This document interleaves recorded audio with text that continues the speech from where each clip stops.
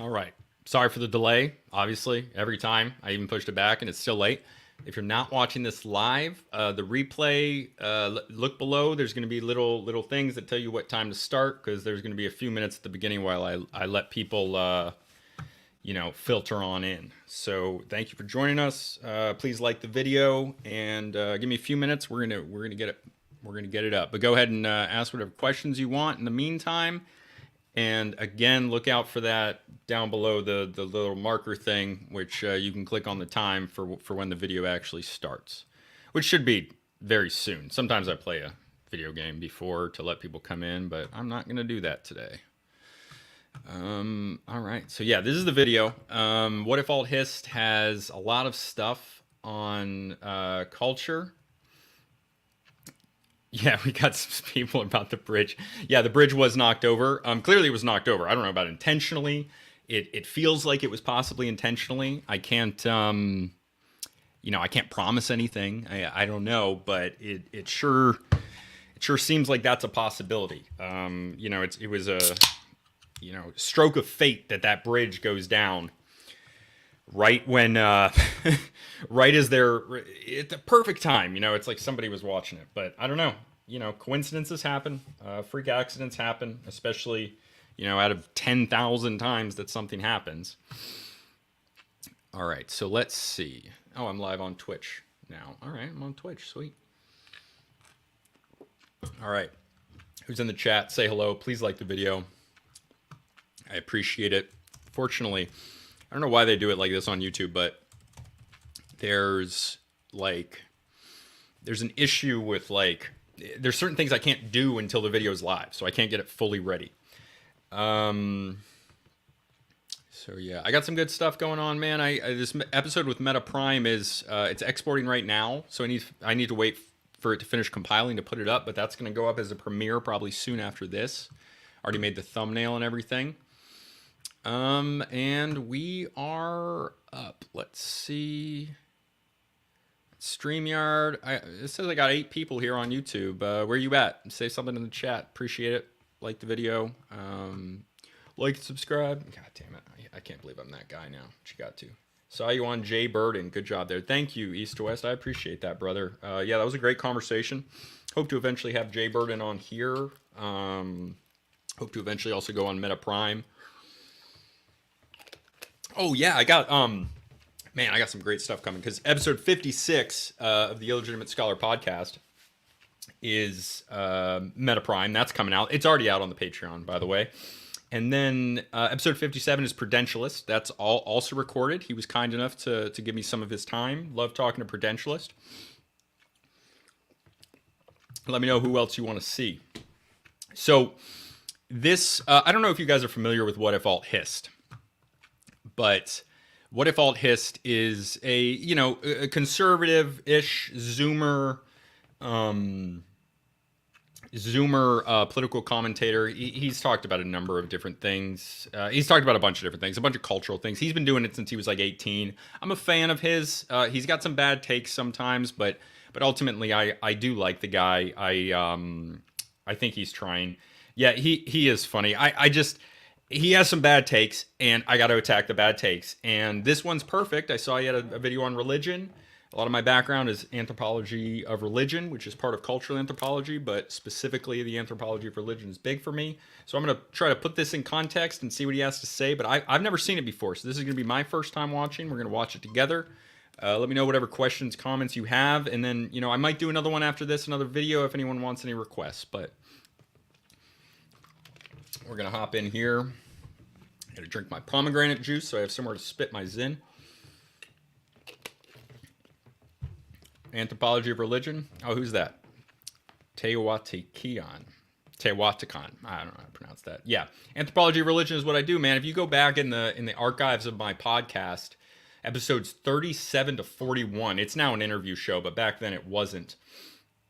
And that's all about the anthropology of religion. I talk about it a lot. The anthropology of religion is something I think is very important. And unfortunately, a lot of what I do, because anthropology is kind of captured, in a sense, by leftists. It's like one of the most leftist fields, 97%. To the point that when I use terms that are in anthropology. They're just anthropology terms, but a lot of people perceive them as left coded language. So I always forget this, and then I end up starting to talk about social constructs and what else? Social constructs and cultural relativism, and people have this reaction to it, like, "Oh, these are like leftist critical theory type things." But really, I mean, they're not. Well, the root of them is not. Yes, the way they're used is today, but there are good methods in anthropology, and it's my favorite. All right, so let's see. I have to. Yeah, and we're gonna watch his video, Gnome, so you'll see it as well. Seems like he goes entirely off of vibes. Yeah, dude, he goes a lot off of vibes. Very sparse on actual citations. He's done better at making citations recently. He does have a bibliography below this one. No specific citations, but I mean that's fine. We'll see how he comes out. I know he's been getting a lot of critiques. Franz Boas is based. Yes. Franz Boas is based, or at least neutral. I mean, Franz Boas is the guy who invented cultural relativity. And his concept, which was very much an academic concept, I've talked about this with the good old boys before, it gets applied in these different ways. And it gets applied in a morally relativist way today, which is very different from culturally relativist, which should be more of a academic tool. Yeah, some people have attacked Franz Boas before. I don't know. I think he's fine. I don't know too much about him, but I personally do like Franz Boas. He is the father of American archaeology or anthropology, which is broader, and he's the guy that he's like from this era that I believe has the best time of anthropology. There was like, oh, what's up, Mike Oxlong? How you doing, brother? Good to see you again. But yeah, so Franz Boas comes from this time. There's like anthropology's roots are in like the 19th century and even earlier. It's very much this aristocratic explorer thing, and then it turns into a field over time as the university system appreciates. But what you end up having in the 19th century is you have a lot of how do I say it? So it's definitely biased towards the empires that it was a part of, because the anthropology is like attached to the explorers of like of these different people, like Hudson. They're always going out with the explorers, and they're biased towards these their own empires, like the British Empire, which is fine. Like you can be biased, but that bias, unfortunately, I believe, does create a little bit of an inability to actually figure out what's really going on. So when you then have this later time, in like starting in like the 1880s, 1890s, you have what I believe is the best anthropology that's being done, because they remove a lot of the bias from the empirical bias that is it's pro European, it's pro Western, it's pro white, that type of thing. But then that kind of, they get rid of that, and they do some pretty good work for about 50 years, and then after World War II it all goes to crap, and now it's biased in the other direction. So yeah, I like Franz Boas. I'm gonna get started with this. Let me just log the time for anybody that watches this not live. So I'm gonna drop that in there. We're gonna start at 8 minutes and 45 seconds. Let me know how my audio is compared to the video. And we're going to start. Fiction books that they had for kids on cultures. How's my audio versus that? These are books with big pictures, please, which show on a peripheral basis how different cultures around the world work. As a kid, I was entranced with how big and crazy the world was. Growing up in rural Pennsylvania in an almost all-white area, I loved looking at all the insane ways people around the world lived. I remember seeing all those native peoples living lives which seemed so alien to what I knew. I would go through the segments they had on religion, which they covered in cursory terms. It would always be stuff like, look at these quaint holidays the Hindus celebrate, with the underlying theme that I could tell even as a child being, these third worlders are too uneducated to actually understand science, so they still have religion. We know better. I think it's important to look at stuff like this, since how we educate kids demonstrates what the ruling ideology of a society is, since it's what it's socializing the next generation of. Yeah. I mean, he's okay. I have no I don't even know why I paused. I have no disagreements so far. The view of religion that's underlined here is that it's not particularly serious, that it's a quaint ethnic leftover, which people do to be part of their culture. I think this is his perception of it. I mean, he's talking about like big history books with lots of pictures that are meant for kids. So like this is what he's getting out of it rather than what is actually in those. But like those books are like basic, but I don't think that history, like as a discipline, does a good job of explaining this type of thing. They don't do a good job of explaining like the benefits of, or they don't do a good job of going academically into things like religion. It's just not something that they concentrate on. That it's an irrational superstition which makes people spend vast amounts of money on a cathedral or have all these ritual taboos that have no meaning. It doesn't increase the economy. That if Muslims oppress women due to God telling them so, it's just that they're stupid or self-serving. However, if you read history, you can Okay, wait. Why does he have this text on the screen like here? I'm 22. When I was growing up in the 2000s, the party line in the left was that the Muslims were bad for oppressing women. I don't know if that's true. I mean, oh God, see, it is. Somebody commented this. It really is about the vibes for him a lot of the time.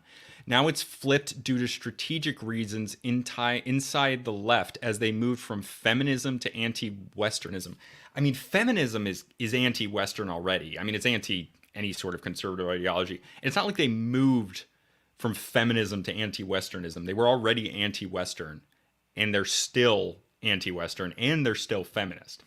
But so. regardless. It's just that they're stupid or self-serving. However, if you read history, you can very clearly see that for thousands of years and hundreds of millions of or billions of people, religion is the most important thing in their lives, and religion has held together and propelled entire civilization. Okay, so the first problem I have with this is that he doesn't start out by defining religion. So he's already talking about what a religion does, but he hasn't defined what a religion is. I hope that he'll do that. I mean, if he does it now, it's fine, but it's probably not the right order to have done it. But, you know, he's a bigger YouTuber than me, so who am I to criticize? And this makes a person think how and why. The greatest flaw of the modern worldview is that we can only see the edges of something while we can't see the why. We can't grasp the soul of anything. We completely ignore subjective experiences. Thus, with religion, which at its core is the study of the soul. Okay, religion is the study of the soul. That's not a thing that anybody says. I mean, he just made that up. This is, yes, it's all vibes. It's no facts, just vibes. That comes from some other YouTuber reacting to him. Definitely said that. I don't remember who. I wish I did so I could give him credit, but I've definitely read that before.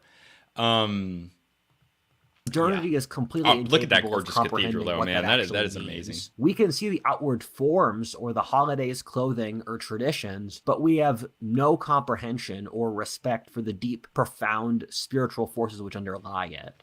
Okay, I don't know what he means by we here, because like you can study this stuff. Maybe he doesn't, maybe he hasn't, maybe it's not common to do, but it's a thing. I grew up in a vaguely Christian background. My family attended church, and both of my parents were Christian and believed in God, but weren't evangelicals. However, as I've gone through a journey of self-discovery, I've realized that the conception of religion I grew up with as a child is completely wrong. In a lot of ways, religion is the most important thing in the world, and we have no conception of how important it is. Dude, who is we and who is having no conception? I'm getting ahead of myself here. This isn't a video to say whether or not God exists. Rather, this is a video to explain why religion exists and why it predominates in every single society. Although I am religious, this is a video that you can very comfortably watch as an atheist or agnostic. Or at least I hope you can, and that's my intention. I'm not here to force you If you're an atheist, get off my page. to be Christian or religious, but to explain why these things exist on a group anthropological basis. What is the social purpose of religion? He just opened himself up to a target for me, because he just brought up, thank you, random guy, I appreciate that. He just brought up anthropology. So now he's citing my stuff. So, okay. Religion, and why was it so It's a important cool to so map. many of our ancestors? That's very cool. The one thing I really love about this, the Shia over here in Iran, and then going into, this is Pakistan, this is Iran, and then into Saudi Arabia. I didn't realize there were Shias in Saudi Arabia like that. In Iraq right here, and then down here you got the Houthis, causing a lot of trouble for such a small amount of people, and Albanians. Ugh. When you look back over history, you see that nearly every age of history worshiped the divine. As you'll see, those who didn't turn out well. We can't understand why this is the case in our day and age. I don't know why he didn't cite a specific thing. Like those who didn't turn out well, I don't know who he's talking about, because he still hasn't defined religion besides saying it's the study of the soul, which I don't know where that comes from. That's not a thing. Nobody says that. However, once you do, you'll feel the weight of the past and the enormity of the universe weigh on you. If you do realize what I'm about to talk about here, you'll see a profound beauty that's incomparable to anything else in life.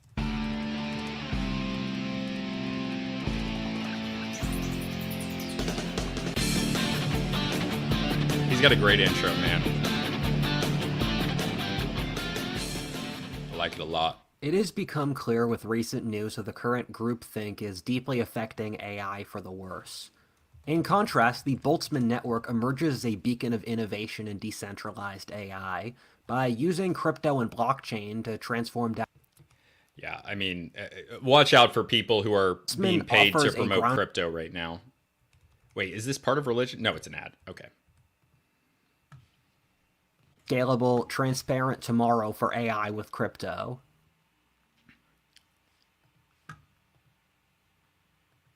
Part 1. 4 examples. It's more important to look at the world, and then from the empirical, outside evidence, you can draw philosophic conclusions. The scientific method is about isolation and removing variables to determine what the causal principle is. In that spirit, let me give 4 examples of societies from around the world and history which removed religion to see what the omission of religion looks like. The year is 1900. Europe dominates the world. Almost the entire planet is either a European colony or one step removed from a European colony. Europe leads the planet in technology, culture, economy, medicine, agriculture, political, military ability, and anything else you can think of. Europe is half of the entire world's economy. European societies have erupted onto a level of development through the Industrial Revolution completely unparalleled in anything else in the world or history. Europe can conquer the entire continent of Africa, 3 times its size, overnight while taking less than 5,000 casualties. Europe is still a strongly Christian society. Demographically, almost all Europeans are Christian, he's talking about and in Europe is run 1914. by monarchies claiming to pull power from divine right. However, under the surface, this faith is waning. Nietzsche in the 1880s proclaimed the death of God, or that faith in God was philosophically already dead, even though it would take a century to work through. He was considered a genius for reaching this conclusion, which was controversial. Nietzsche correctly predicted that Europe would go through a horrifying, bloody period followed by an age of nihilism. The 20th century was fundamentally the century of Europe's decline. The European world consumed itself through horrifying wars. Europe lost any optimism as a society. Much of Europe fell to horrible evil tyrannies, whether fascist, woke, or communist. Europe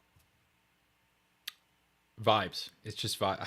lost its technological, military, cultural, economic, demographic, and social advantages to the United States, a more religious country, who de facto colonized the continent. The Europeans lost all of their colonies. In 1960, Europe was over 40% of the world's economy, and now it's beneath 20%. Now Europe is going through a process which they openly call degrowth, in which their governments are attempting forcible deindustrialization. Without their god, the Europeans got so depressed that they tried to commit civilizational suicide, whether through mass immigration or degrowth. The exact same pattern was seen in the Soviet Union in a different way. Russia started the century as a demographic, economic, military, political, and artistic powerhouse. Through self-inflicted wounds from communism, Russia ended the century as a shell of a country. Now most countries in Europe are less than... All right. Well, that's not like, I mean, if you consider where communism comes out of, which is like,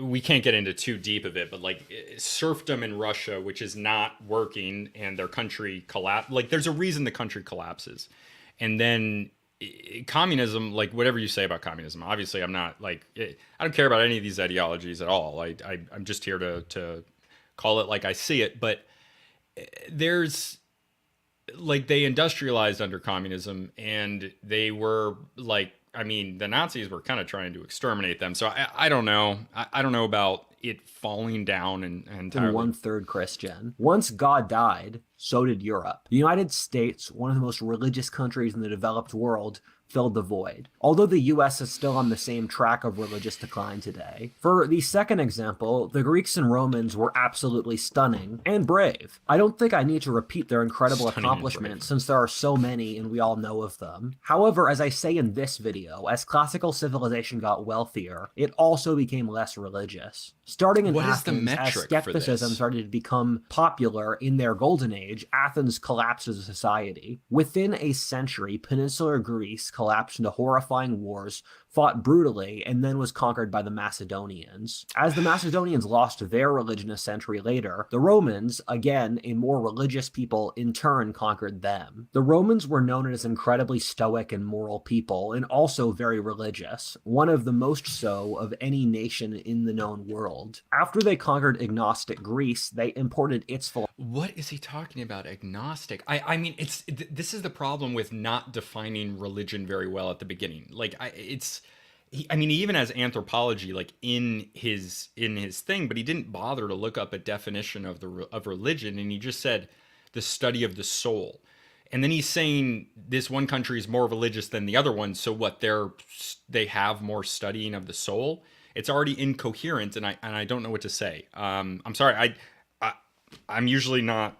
Well, I can be pretty critical of him, but right now I'm a little frustrated because I don't know what I'm supposed to do here. Philosophy back into Rome. This brought all of the social issues that Greece saw into Italy, which continued the process. As Rome became wealthier, its religion and culture collapsed. As this occurred, Roman society degenerated into disgusting savagery. Rome fell into civil war, inequality went through the roof, the republic collapsed, the birth rate did too, and moral degeneracy became ubiquitous. Is he After blaming this on the fall of religion, though? culture collapsed. As this occurred, Roman society drove the social issues that Greece saw into Italy, which continued the process. As Rome became wealthier, its religion and culture collapsed. As this occurred, Roman society degenerated into disgusting savagery. Rome fell into civil war, inequality went through the roof, the republic collapsed, the birth rate did too, and moral degeneracy became ubiquitous. After a century of civil wars and degeneracy, the Romans had a conservative religious reformation under Emperor Augustus, who could pull the state back together. The damage had already been done, and the Romans had lost their freedom and republic. It wasn't enough, and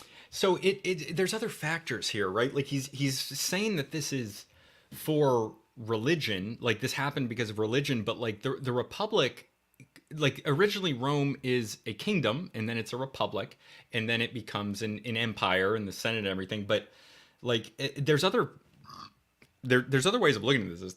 There's the materialist.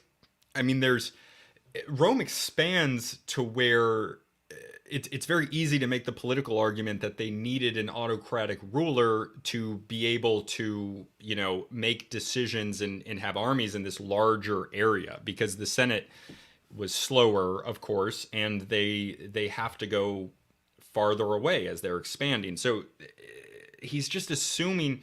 It's unfortunate because I don't like. It's very hard for me to say more of this because he's creating a foundation for this video based on things that I don't believe are true, and it's going to make it pretty hard to react to it in a reasonable way. But I digress. Let's continue. and then Rome suffered under evil and perverted, supposed god emperors like Tiberius, Caligula, or Nero. The irreligious Romans weren't able to maintain their birth rate or fight their enemies, so over the centuries their empire fell. As a cursory comparison, the comparable Confucian religious Chinese empire at the same time survived. Okay, so he's including Confucianism in religion, which is fine. I mean, I think that you can argue it is religion. It's part of this other thing. I don't believe in religion being a mutually exclusive thing and very difficult to define, and any definition is going to be inspired and affected by your own personal perceptions of it. But yeah, let's hear what he has to say about China. That's comparable good. Confucian religious Chinese empire at the same time survived. The Chinese were able to see, but the Chinese empire survives, but like there's I mean, there's the spring and autumn period. There's the Warring States period. There's the I wish I could name off more of them from memory. There's like 8 of them where when the Chinese get destroyed, and there's also in different empires of China. There's shifts between which philosophy they concentrate the most on, with an underlying kind of constant concept of ancestor worship, which is probably the most actually define and in a Western sense religious thing that they have.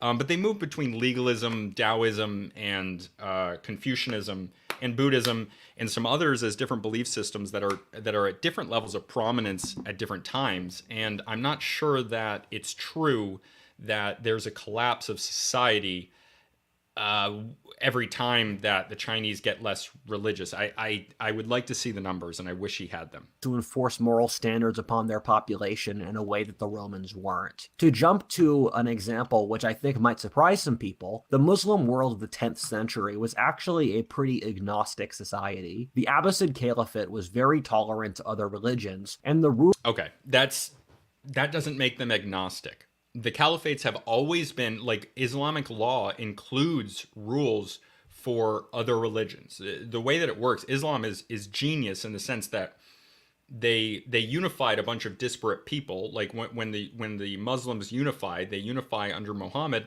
There's a lot of different tribes. They're traders, Trad, not T, not traitor, not Benedict, but traders, and it makes it more safe to have everybody being Muslim instead of Manichaean, Druze, Christian, and a Jew, those groups and others that are around. So they unite under one tribe, and then they do control other people, but they control these minority religions, but they let those people practice their religion, but they incentivize conversion.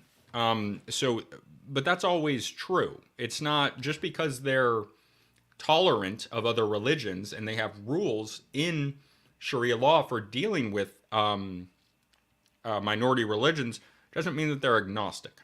ruling ideology were the Mutazila freethinkers, who believed that you should interpret the Quran in a symbolic way, and the truth could be found through studying the world rationally and scientifically. Homosexuality and female empowerment were popular in this era, as was multiculturalism. However, the society Multiculturalism has collapsed always into been a thing degeneracy. in the The caliphates. Abbasid Caliphate collapsed as civil war, barbarian invasions, or slave revolts rocked across and destroyed the empire. The urban population of the empire collapsed starkly as the Middle East became depopulated. There were many cities of over 1 million people in Iran, which just got completely wiped out. Birth rates crashed as religious fanatics in Turkey. Yeah, by the Mongols. That has nothing to do with them not being religious, unless you consider the Mongols as a scourge of God, which, is a pretty good argument. Turkish barbarians repopulated the Middle East. Islam is so religious today as a reaction. Turkish barbarians did not repopulate the Middle East. They moved in as like a Norman style upper class, as happens in a lot of places. The actual genetics of the people in Anatolia and Turkey, don't tell a Turk or a Greek this, but they're often the same. This just isn't true. To the degeneracy and agnosticism of 1,000 years ago. For the fourth and final example, let's go back thousands of years. If you want to see the Old Testament from a game theory perspective, it's that the Jews started in one of the worst spawn points on the map. They were surrounded by giant empires which they couldn't defeat, and were stuck at the crossroads of the map with no geographic boundaries to protect them, while they were a tiny minority in an area the size of New Jersey. The Old Testament was written over the course of 2,000 years, and is basically a playthrough model for what worked for the Jews as a society. A reason the Bible is so useful is the Jews went through every single phase a society can go through. Foreign conquest, being genocided, being enslaved, barbarian conquest, being... Well, okay. This isn't true either. So this one is very common. It's a very common belief. The Jews were never enslaved in Egypt. It never happened. It's not true. There's no evidence of it. Like pre-Jewish Hebrews, or not Hebrews even, but like there was. This is before there are Jews. These are. It's like it's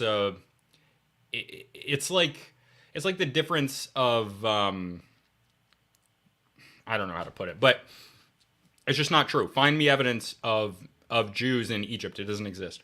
In empire, decadence, class exploitation, wealth, poverty, or civil war. The Jews compiled what strategies did and didn't work. They found in every single one of these situations, loyalty to God was the effective strategy. The Old Testament isn't perfect history, and that it is part mythology, but we have enough records from other societies in that time period that the broad historical trends are accurate. One of the things which is weird to read about in the Old No, I mean, maybe.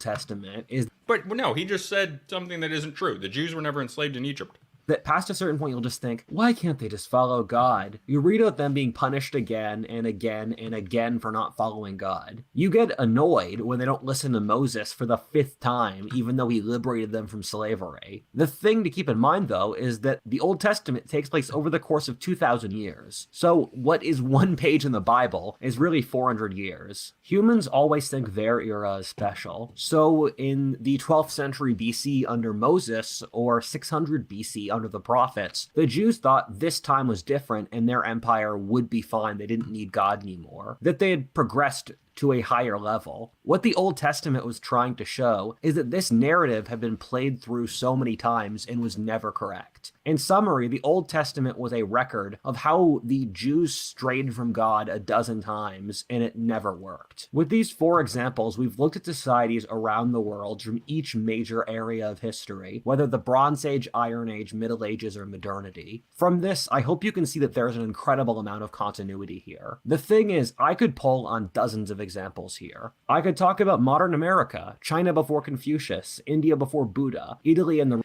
So the problem I have with this is I don't think that this is a decline of religion. I mean, maybe it is. He's not showing any numbers or anything on this, which he doesn't really do. It's all vibes, like I'm saying, like somebody said, but it's more of, in my perspective, shifting to a different style of religion, because religion's always there. Maybe religiosity, like the level of importance you put to it, changes, but if you don't have a God, one will be chosen for you.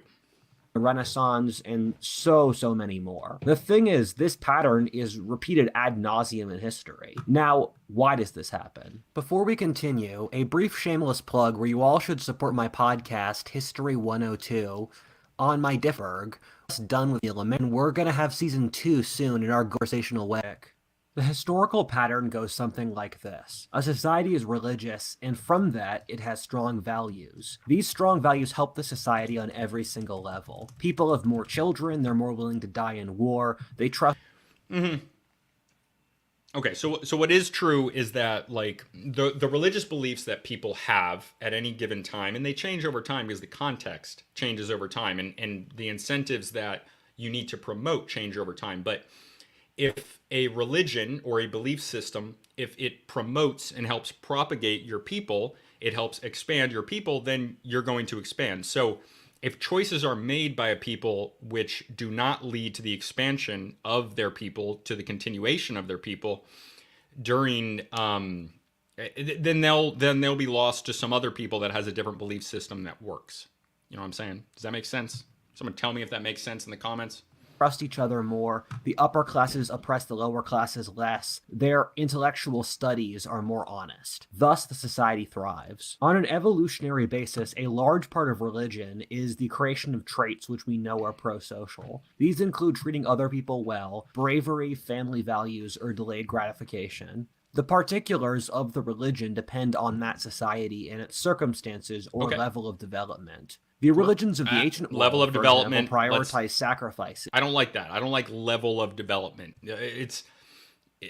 So in anthropology, this is something I do believe in. When you say level of development, it implies that it's a linear scale of level of development. But really, I don't see it like that. It's more like it's more like just different. It's not, there's no progression, because it's not like you go from point A to point B. Like, this used to be the view, this is like a 19th century view of anthropology. You would go from band to tribe to chiefdom to state, and in other examples as well. But that's not how it works. You can jump around, you can go backwards, you can go all over the place. It's a spectrum of all different types of things. We do live in a society, Kens. We absolutely do. Either human or We animal, live in a while society. those of the big religions today prioritize personal daily sacrifices on a more What?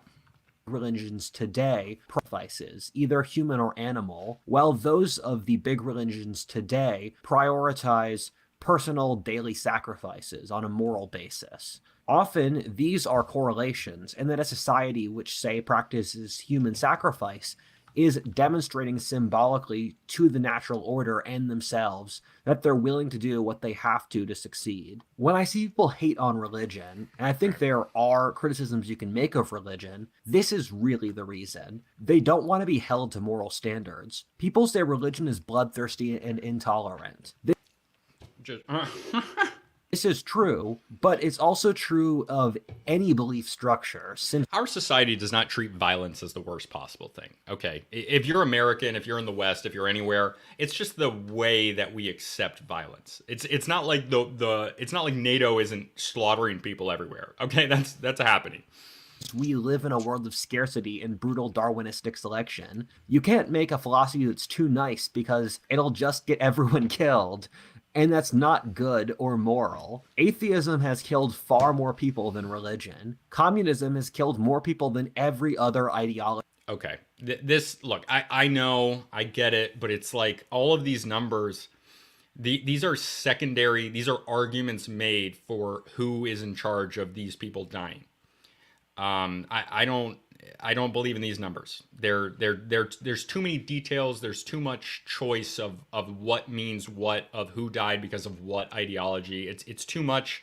It doesn't mean a whole lot to me. And religion in history combined. People often hate on Christianity for these reasons, but let's do some comparisons. The Crusades killed 2 million people. The witch burnings around 50,000. The Spanish Inquisition was like 30,000. The Spanish conquest of the New World was 15 million, and the 30 Years' War was 7 million. Now, communism killed 80 million people, and fascism 40 million, over a much, much shorter time frame. The Atlantic slave trade was justified by humanists who said that if the Greeks and Romans did slavery, it was fine, while the Church of... Okay. Slavery was continuous in almost all human societies. It was abolished in certain areas, usually for some other form of servitude. I mean, even today, like communists will argue, and I don't think this argument is without merit, that like we are essentially serfs today, but it's been decentralized. I had an episode a long time ago where I talked about the origin of taxes. And from a bookkeeping, from an accounting perspective, and really from a practical sense, taxing 3 people at 33% of their income is the same as having 1 slave doing work. But if you have 3 people and it's decentralized and they can work however, they will probably make more money than they would if you're telling them what to do. So it's actually even better. But like, basically, no. Posed it. If you want to look at pre-industrial bloody wars, they're mostly concentrated in the areas in which the religions were weaker, whether China or the nomads of the Eurasian steppe. Likewise, people will talk about religion being intolerant. The thing they won't say is the Catholic Church invented the scientific method. Okay, I mean, it's vibes. It's vibes. Like he's 22 years old. I get that. But it seems like he's like just remembering what some dumb liberal white girl said in his high school history class. Maintained literacy in the Dark Ages and was the biggest funder of science, including Galileo's research. Yeah, this is Galileo fell afoul of internal politics in the church, not for anything he actually said. Meanwhile, agnostic ideologies have done much worse. Look at the Nazis or communists who massively were messing with science for their own personal gain. Even look at our society, where research into race, sex, trans, or other taboo topics can literally get you canceled, or even thrown in jail in a lot of the West. I can't see how you can hate on the Catholic Church while we're doing the exact same thing. The real reason we hate religion as a culture is we don't want to be held to any standards, that we have to be moral, humble, temperate, brave, kind, chaste, and all those other things. If we look at this intuitively, of course we don't like it, because those things are hard and unpleasant. As a society... So I would argue, Noam, that like the religion that we have today is it's very Like wokeism is a religion. I have an episode about why wokeism is a religion, but it does fit in. And in that video, I do describe the definitions, multiple definitions from the Anthropology of Religion of what a religion is and why wokeism fits into it. But look, the term religion is a socially constructed term, and I talked about that at the beginning. Look, I get it. Social construct is a bad word, but it's just an anthropology. It got taken over by the leftists. I'm sorry, but it's a anthropological term, and it's I forgot what I was going to say. So let's keep going. We don't look at the world in moral terms since we don't want to come up short. As a kid, I wondered why our society wasn't more moralizing. Where I thought in society, why don't we criticize people for not being kind or not being brave or earnest? And these are so vague and intangible. Also, got to plug my Patreon, $2 a month on the Patreon. You get the episodes early. I'm about to drop the episode with Prudentialist that comes out next week. Full thing, unedited. I leave the swears in. I take them out when I put it on YouTube and the podcast. This is the reason. I once told a friend that we don't believe there are lessons in history since we don't want to be held to any standards and have to change. Furthermore, those in power don't want to think. We are held to standards. I don't like the standards that we have in our society either, but they're still standards. And I don't think that it's very useful to pretend like there are just less standards rather than different standards. There are any barriers to them achieving total power. Religions create moral checks upon the powerful. You can very closely correlate the tax rate with religiosity. All agnostic societies have big government and large tax rates, and almost all religious societies have lower tax rates. Well, this is because their religion is their religion is like statism. Like they have state religion. With smaller governments. If you look at the top 5 mass murderers in history, only one of them belonged to a axial age religion, with 2 being Mongols, with Tamerlane the only religious one. He was barely civilized. Then you had 2 communists, Mao and Stalin, and Hitler, who publicly pretended to be Christian, but in his actual documents and plans loathed Christianity. All the worst tyrannies in history, whether the Nazis, communists, or the tyrannies of the Qin dynasty China and Caligula, were all agnostic. You have to try very hard to find a... So, number one, I do think that Stalin was religious. There's some stuff about him being actually Orthodox, but hiding it. And that comes out of a practicality thing. And this is why I have such a problem with him saying that the religion is down, because in a lot of ways, communism is essentially a religion. I think the communists understand this because they wanted the belief system to be within the state. They wanted the belief system to support the state. Okay, so define barely civilized. Yeah, that's a great point, east to west. When he says barely civilized, he's doing it from... So just the term civilized has different meanings in different places, right? So civilized from the Chinese perspective would be different from civilized from the Roman perspective, the Greek perspective, the perspective today. The things that civilized people did in the past, most people would not consider those civilized today. Civilized is a relative term. You have to establish what civilized means, and civilization, it depends what the civilization is, right? A religious regime that's anywhere near as bad. There are 2 different kinds of ways societies can deal with agnosticism, one of which is to become tyrannical, where to fill the void that's left by not having God, politics takes the void, but then to deliver, they have to have utopian fantasies to motivate the population. And thus you get horrifying tyrannies like the communist Nazis or the Qin dynasty. And the second group is degeneracy, in which through removing the moral standards associated with religion, you just have perversion and... I'm not even going to comment on any of this besides just to say I fully disagree with everything he's saying.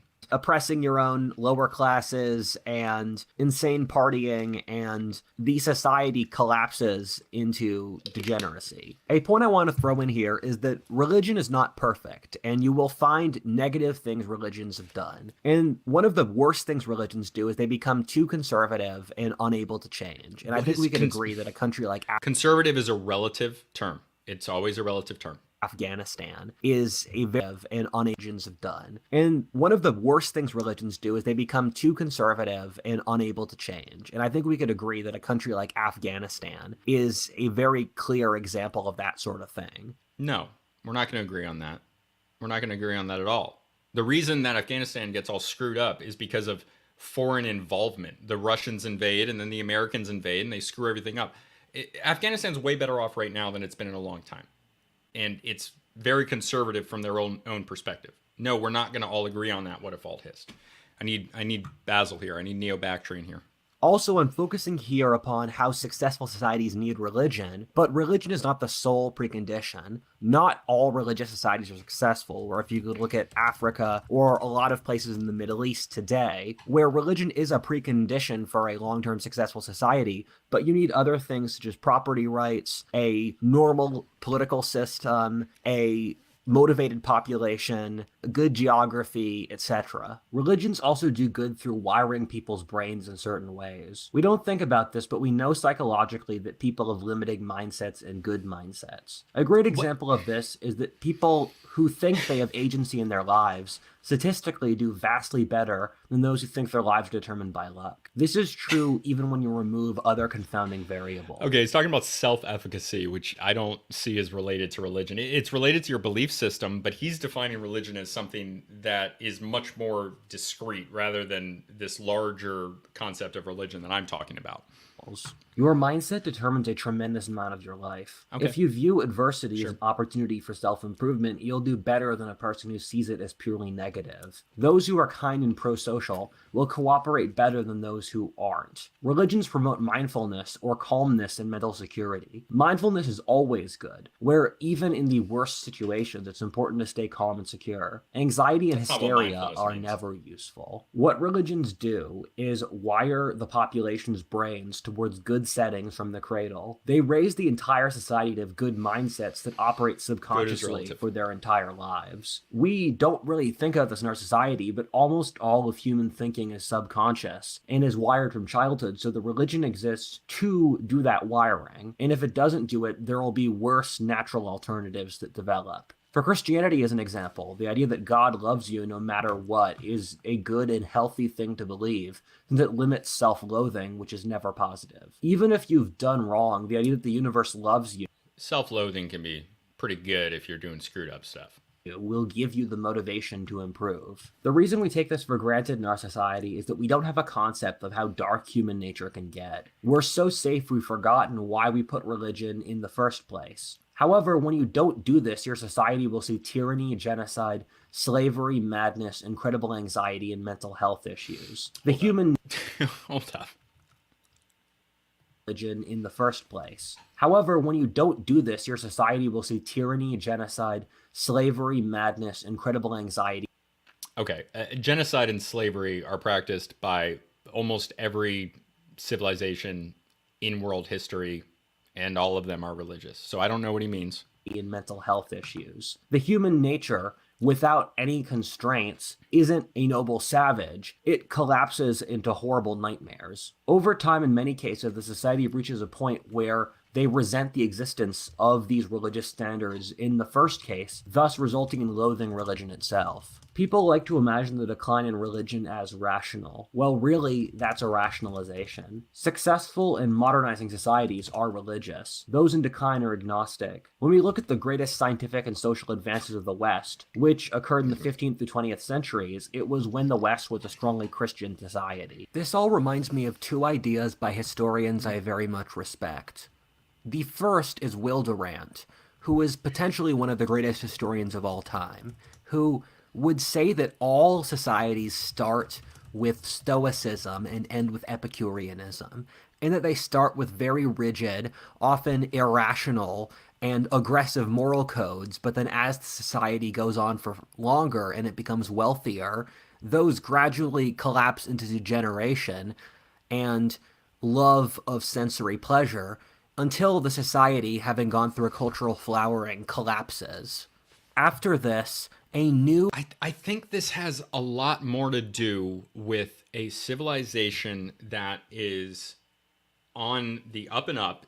There are there's adversity, like he talked about in the beginning, at a civilizational level, and they solve this adversity to the point where there isn't enough adversity left. So, on a personal and a civilizational level, if you don't have the adversity to overcome, then I don't think then I think what happens is, and you see this in our society, is that people become complacent and they don't need to foster these more difficult things. It's that old adage of, good times create um, good times create. You guys know what I'm talking about. Good times, bad men. Good times, freaking good times create weak men. Weak men create hard times. This right here, this I love that he uses this. This is one of my favorite art pieces by one of my favorite artists.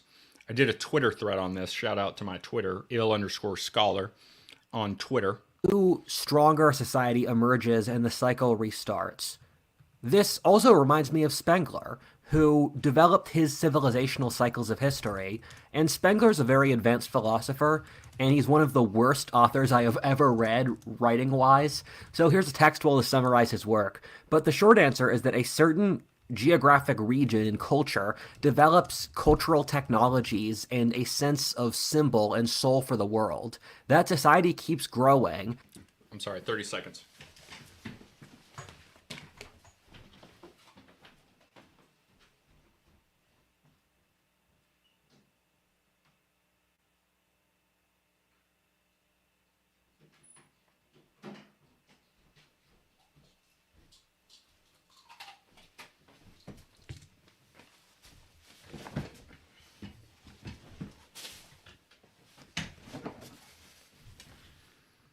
But as the world changes, it loses touch with what that soul is. And as the society urbanizes and becomes more mechanical, it becomes more soulless, so much so that that soul is worn through, and a new civilization must emerge with a newer soul. The thing is that religion versus... I actually like what he said at the end there. He does make these broad overarching statements that I don't think are really supported, but the idea, there is a good idea in there, which is that when the beliefs that a society has, which helped them in a past civilization, they have this sort of momentum where they keep going.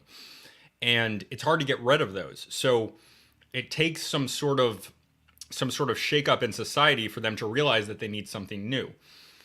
And they need to have new beliefs for the new situation that they have. So those older institutions, those older beliefs, though, they have to be kind of gotten rid of. And if they're not gotten rid of by the people themselves, and they're usually not until push comes to shove, then there's going to be some hard times which are going to require some changing of how you do things. Irreligion is not a rational choice. It's a statement of faith based off whether you believe the world to be mechanistic or alive. If you believe the universe to be alive and have a soul, even if you do believe in science or the why, you will be religious. Science and religion aren't in contradiction. Due to self-interests for both factions, they've been presented as that over Western history. Knowing the how doesn't stop you from wondering about the why. Even if you don't have science, you can have agnosticism if you view the world as a mechanical, soulless place, which was true in the ancient world. The reason I say this, as I said before, is that there were large periods of agnosticism in the past. The Greeks and Romans, as said earlier, are a good example, as were the Muslims of 1,000 years ago. There were large periods of the Bronze Age in which there was agnosticism. The period around 500 BC across Eurasia before the Axial Age was a period of nihilism and agnosticism. Religions grow weaker not due to logic or science, but as society grows wealthier. Secondly, religions go into decline when the society changes so much that the old religions aren't useful or connectable to a new world. The Axial Age, or the foundation of most of the world's religions around 500 BC, happened since people in a globalized world couldn't believe in the god of the local stream anymore. At our current age, the old religions are no longer compelling with the Industrial Revolution. Religion and irreligion go through historic cycles in a civilization's evolution, as I explained through this text wall. This goes back thousands of years. You can look at the Babylonians or the Egyptians to see who they went through phases of irreligion. The reason we are the least religious era in history is since we are the wealthiest and the one which has had the most rapid social and technological change. range. Neurologically, there is a right and left hemisphere. The right hemisphere consistently gets the right answer when tested. It's capable of seeing the soul, truth, meaning, context, and things flowing over time. The left hemisphere can only see logical structures, money, power, and things that can be mechanically measured. It gets the answer wrong when tested, but believes what it says with total certainty, while the right is correct but humble. The right hemisphere can literally draw an entire painting, while the left can only draw half. Every single society with an urban elite is agnostic, and every single society with a rural elite is religious. The reason for this is that if you deal with the natural world on a daily basis, you will intuitively believe that the world is conscious and alive, since that's a reflection of the natural order. If you're cutting through the jungle, what you think doesn't matter, it's what the jungle throws at you. Meanwhile, once you get to large urban societies, everything you deal with is an abstract, mechanical, human thing. In this case, mechanical processes determine your life. Thus, in a rural society, the idea that there is a mother nature, or that the world is inherently alive and personal, is obvious, while in an urban society, it's... Okay. Yeah, I'm with him on this. So this is the concept that, like, and this is why, there's a lot of people in the dissident right and these other circles where they become pagan, right? And they're like, oh, these are the old ways. We got to go back to the old ways. But the pagans of old were like, they were sacrificing people and animals, and they were living in the woods, and their belief system was created out of being very in touch with nature, and we don't have that. So I think when people want to go back to paganism, I think maybe there's things from paganism that we can take, but it's a new situation. You got to create something new that makes sense in the current society, because a religion or a belief system, any sort of them, they fail when they no longer accurately describe the situation that is happening. So if there's a situation and your belief system doesn't help you in that situation, and it doesn't help you propagate and expand your people, your religion, your beliefs, then it's inevitably going to fail. Intuitively mechanical, since that's what you see on a daily basis. As the society gets wealthier, more urban, and advanced than its original condition, it starts to discard its religion as not being necessary to short-term survival. No. What happens at this point is that through the removal of the constraints with religion, you get short-term gains. The Bible says that if you go the way of Satan, you will get pleasure and short-term gain, while destruction in the long term. The sexual revolution is an easy example of this, with the summer of love in the short term, but various social standards around sex eroded, with it crashing the total amount of sex, since there stopped being guiding principles to cooperate between the sexes. Another example of this is how you can print money in the short term for some economic gain, but doing so as a long-term principle will destroy your economy and society. The vindication of the weakening of religion is justified for a generation due to these short-term gains. This makes people then feel that they need religion even less than before, thus making this a compounding process until society eventually collapses. What often happens after this is a period of bloody wars and tyranny. Examples of this are Europe in the 20th century, the Peloponnesian Wars, fall of the Abbasids, or 20th century East Asia. Then after this, the society just collapses into decadence, followed by social erosion, and collapse in birth rate, followed by nihilism. People often say it's different this time since we have science. We will replace God with science. That being said, let's look at Europe, which has lost its ability to innovate technologically, economically, or culturally, which it's shed to America, a society which remained religious longer. Rationality can't exist without faith. Without a sense of moral grounding, it devolves into rationalizing for personal gain. Intellectuals stop caring about helping people, but rather trying to rent-seek. As a society falls apart, so does its intellectual ability. People will also bring up examples like the Nordic countries or Japan, which are secular, wealthy, prosperous, safe societies. One of the great flaws of our age, though, is that we can't... Japan is not secular. Look, the definition of religion and the perception of religion that we have in the West, and Noam was in the comments talking about this, it's very different from how religion is practiced in the East. So I just disagree. I disagree so much that it's still hard for me to say anything.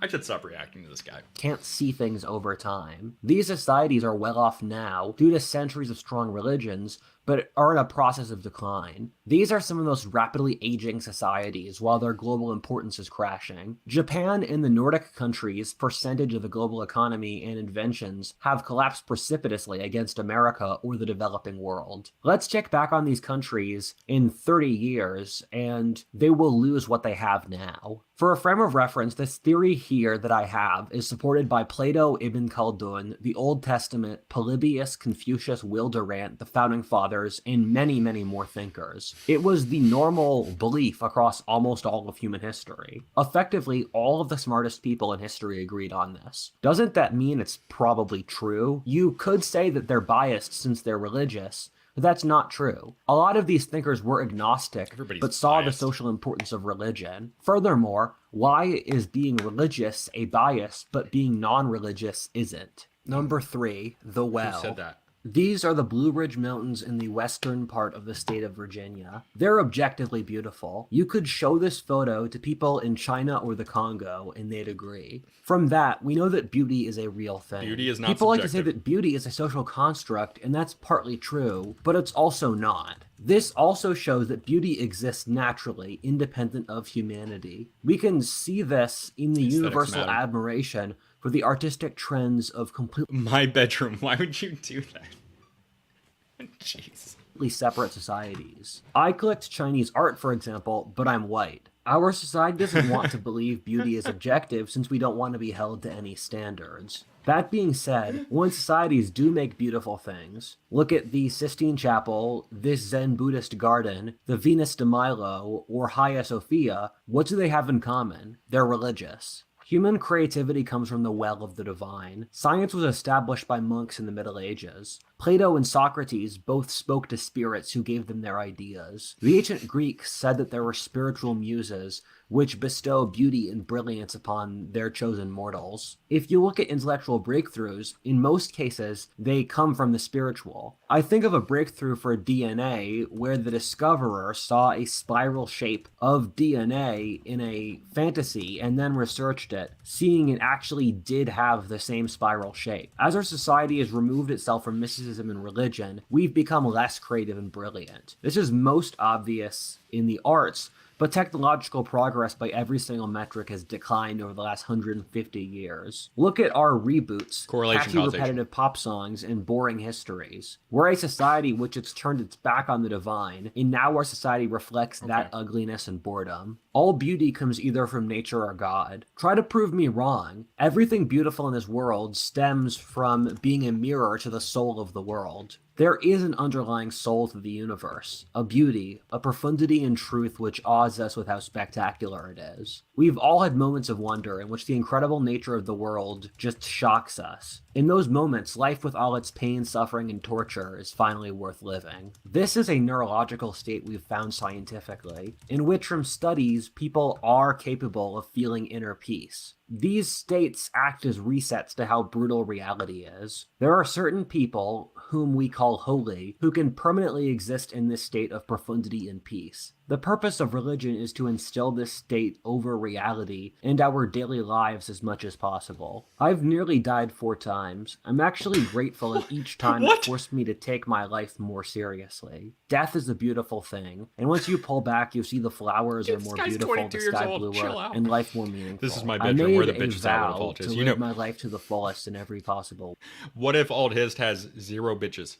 way. Once you have experiences like that in which you can intuitively grasp the fullness of life, it makes you change how you live. The I actually problem agree is with him our here. society doesn't do that at I don't know all. about him almost Everything dying we 4 do times. is so nihilistic and meaningless. Seems very terminally Everything online is to a me. pastiche on everything else. Nothing means anything. We're just constantly circle jerking ourselves trying to forget why we're alive. We hate those who even ask that question. We try to consume ourselves in hedonism so we don't have to stop and think. We've lost touch with what life is really about. I once read a book by an Orthodox theologian who said that in life today, we desperately try to numb ourselves to the meaninglessness of life, and those who realize it go crazy. Is it any coincidence our societies are committing collective suicide from nihilism now? Once you look at history through this lens, you'll see that it's a dance in which different factions play their role for God. One group may launch a crusade, another invent something, make something beautiful, or just farm and raise a family. They all know their place within the soul of the world, and that gives them the courage and will to continue. Once they forget why they're doing this, they lose the will to continue, their society fails, and then someone else takes up the baton. The universe either has order and meaning built into it or it doesn't, and it's a meaningless machine. You can choose to view it either way. The point I will make, however, is it's clearly not a meaningless place given we need meaning to survive and function as a species. If the universe was inherently meaningless, then men wouldn't be willing to die for meaning. The thing is that if the machine's only role was to continue in of itself, that would be meaningful enough. Nihilism is a cancer which has no logical reason to exist. Living life is meaningful itself. You can't just fuck off since you have duties in life, those to your nation, the natural order, your children, or family. Nihilism is the abdication of responsibility for no gain, as those who are nihilists are depressed and self-loathing in all reality. For those of you who saw my video on the CIA and the spirit world that I just released, new scientific discoveries are asking the questions: does the spirit world actually exist? And does consciousness create reality? Science and can't although solve these are that. still contested, what happens if they're true? Whatever That would science- mean the rest No, of well, history is science right can't prove that. and we're wrong. At the same time, we've been wrong before, so nothing new. Look, the spirit world is real. It's real. I don't care. I don't care what science says. If science says it's real, okay, science was correct. If science says it's not real, science is wrong. Kings and generals charts. Is there anybody who wants another video for me to react to? If not, I'm going to hop off here. And put it in there. Any comment on that? I don't want to leave, and there's lots of people watching.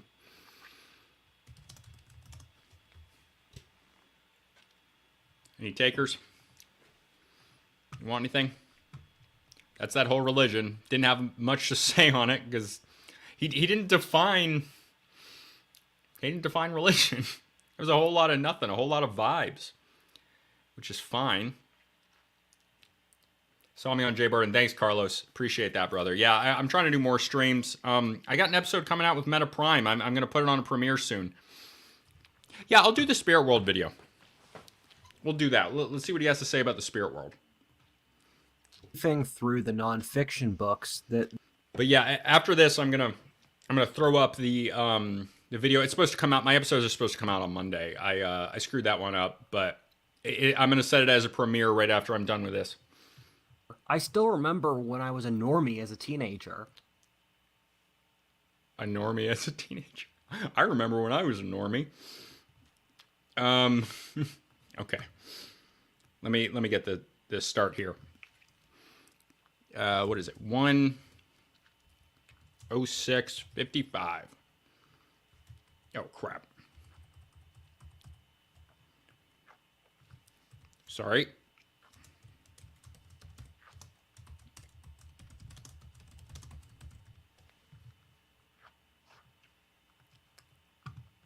I basically believed all the normal things for a person who grew up in our society. Then, as I looked for the truth, I started falling further and further down the rabbit hole. Every few years, I've had a major realization that has separated me from the world I thought I knew. I look back upon the boy I was at age 15, and I wish him luck for the adventure ahead. I think this is the third video in a row that's still a really boy, dude. paradigm destroying. What 'cause you're you're about to 18. learn here might intuitively make sense to you, although you never had the words before to explain it. It could shatter how you view the world. You might just not believe any of it, and you'd be within your rights there. This is the sort of thing you only hear about in science fiction, but the crazy thing about the world is that reality is stranger than fiction if you know where to look.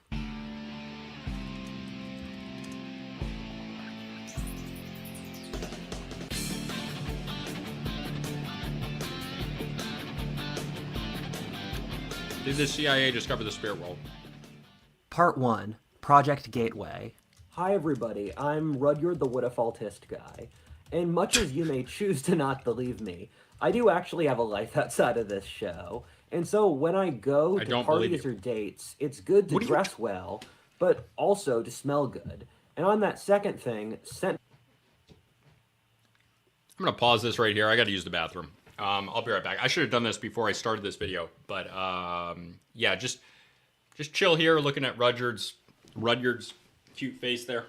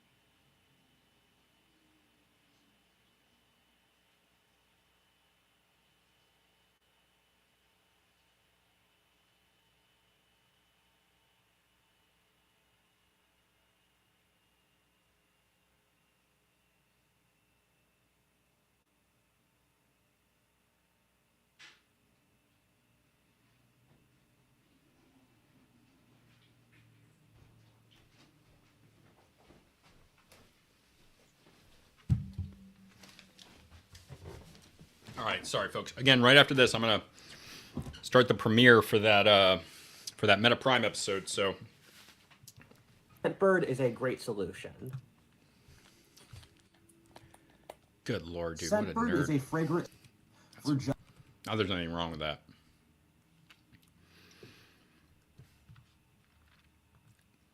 Dude, for real. Listen, if you're if you're an attractive guy, I don't know why this isn't working.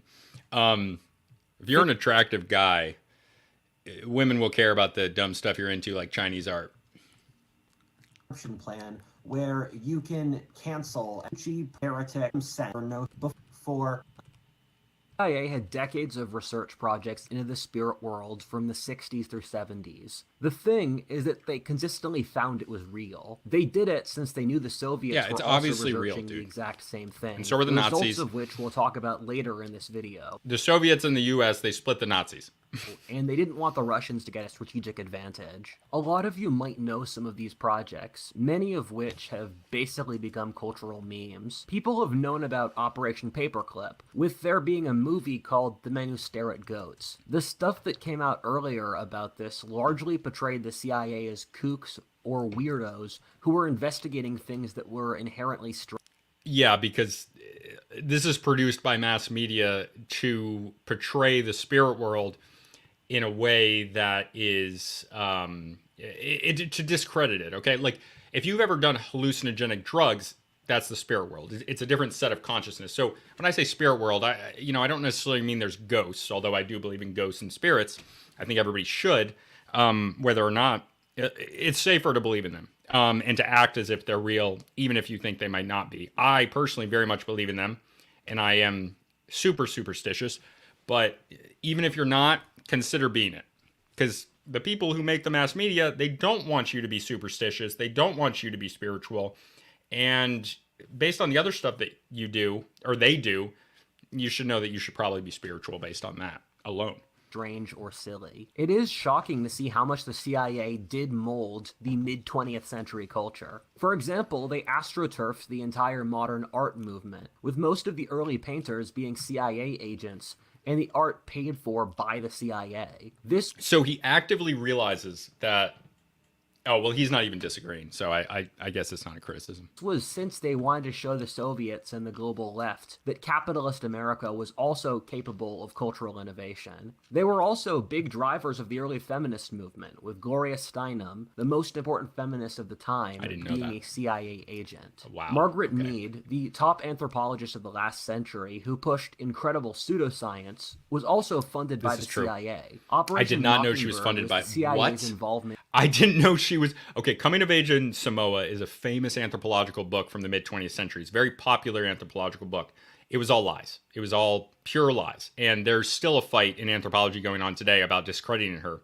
And even though the women, the young girls that Margaret Mead studied themselves came out and said, yeah, we just lied to her. And then the leaders of this Polynesian or Melanesian, I think, culture, they came and they were like, no, this is not our culture. This is offensive, all this stuff. But they'll still say that it's sexist to try to discredit Margaret Mead for her pseudoscientific nonsense. And it's not her fault. They lied to her. She took it at face value, but she was wrong. Controlling the media and its narrative. Keep in mind this was an era in which there were only 3 news stations. The CIA experimented a lot with LSD and supposedly dealt crack in inner-city neighborhoods and cocaine in Central America. I don't think that's supposedly. I think that's be honest, when you look at the mid-20th century, it almost begs the question, what things weren't government psyops, and if anything was actually authentic? It helps me understand that era of history's obsession with authenticity, since so much of the culture was either managed by large corporations or the government. It sounds like I'm making this stuff up, but I'm not. Look it up. No. I find it remarkable America is the kind of country which would actually release all the meddling that its secret police was doing. In Russia, China, or I'd even guess Germany or France, this stuff would happen, and we would never know about it even today. This also makes me wonder what the CIA CIA is doing now, and how much of our current culture are psyops. I think it would surprise a lot of us. It reminded me of something my father, who's an expert in Marxist literature, once said, in that only the most far-right fanatics were right about what was going on behind the Iron Curtain. The thing is that the CIA was doing that stuff, which was ridiculous, but also at the same time, they were doing some incredibly profound things as well. Open onto Project Gateway. The CIA released the documents for this in 2016 to the public, and the results are astounding. The CIA had decades of research in astral projecting. What they did is they would I've read these documents. They're pretty crazy for people, and then they consistently got hundreds of people to visit the spirit world. In the spirit world, they would speak to different intelligent beings who would talk to them and explain the rules of the universe DMT. and the meaning of life or death. The brief for Project Gateway is around 10 pages, and it's all free online, the link to which is in the description. I'm honestly shocked it's on no government one has websites. Tapped into this more, and I'll explain why I think that's the case. The other thing is, look, these documents say that the CIA did this, but the CIA likes to lie. So, like, I kind of believe it. I kind of don't. I don't know. The end of the video. Almost everyone they put through Project Gateway visited the spirit world, and this was replicable for decades. The military's independent assessment of the science involved said that it was all correct. They were running multiple forms of scientific tests at the same time on the people involved. They would interview them after, they played sound frequencies for the people, with the sound being the trigger, alongside using meditation and hypnosis to get them to visit the spirit world. Before we get started explaining this in more depth, I'd like to say, I am not a scientist. Science is not a topic I've studied in great depth. I'd like to believe that I've gotten to the other side of the Dunning-Kruger in the humanities, in which the comprehension of the same historical time period between a person who's, say, read 10 books on a topic versus 100 is truly vast. In that, once you understand the topic in greater depth, even the most elementary concepts appear different. That being said, I know that I have not hit that in the sciences. There will be people in this audience who know much, much more about this topic than I do, and I'd like them to hold me accountable if I'm wrong.